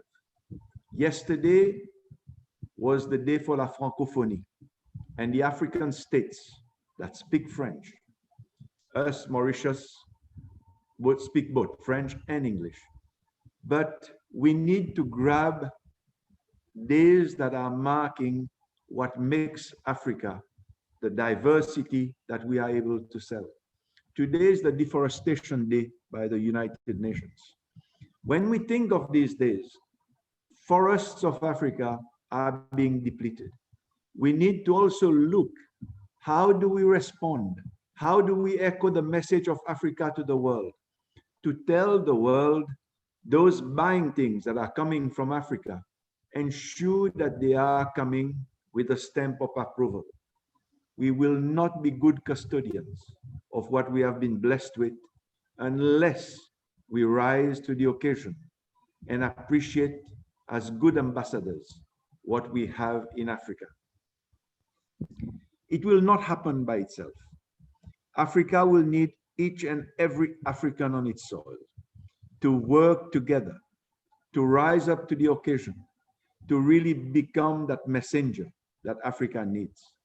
When we look in the diversity around the world where Africans have settled and made a go of it, if we all spell to the respective governments where we live to say, let us respect Africa, but Africans need to start respecting their own continent first. Let us work together. I salute the organizers for putting this dialogue tonight. I'm sure every one of us who've listened will leave tonight before going to bed. Now it is close to 11 p.m. here in Seychelles. It is to take a message with us as we reflect on the words that were echoed in the night. Together, the chairperson of the African Tourism Board, who I work well together on every possible occasion, clearly the message that Africa will succeed when Africa works together. Thank you, everybody. Thank you to the organizers. Thank you to all the speakers. And thank you to all who made time to listen to the panel that echoed mission statements from their own respective countries. Thank you very much from the Seychelles. Thank you. Thank you.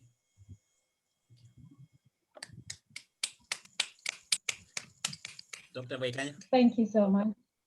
Thank you so much. That was Honourable Alain and Ange, President of African Tourism Board and also former Tourism Minister of Seychelles. Thank you very much. And some music.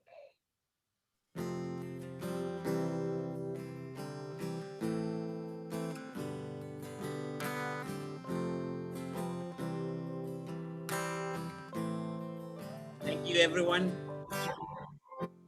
Thank you very much. Good night.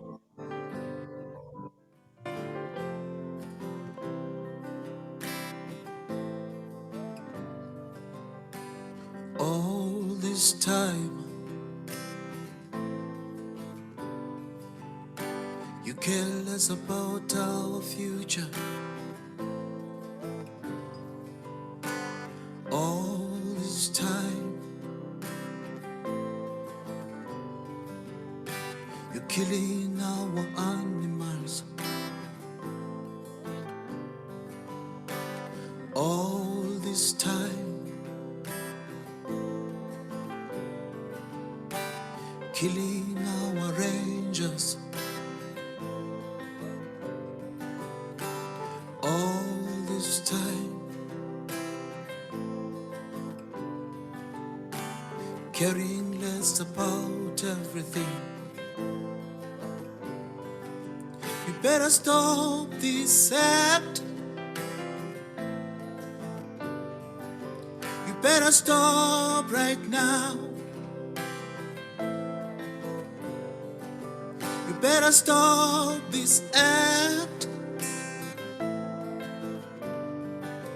You better stop right now.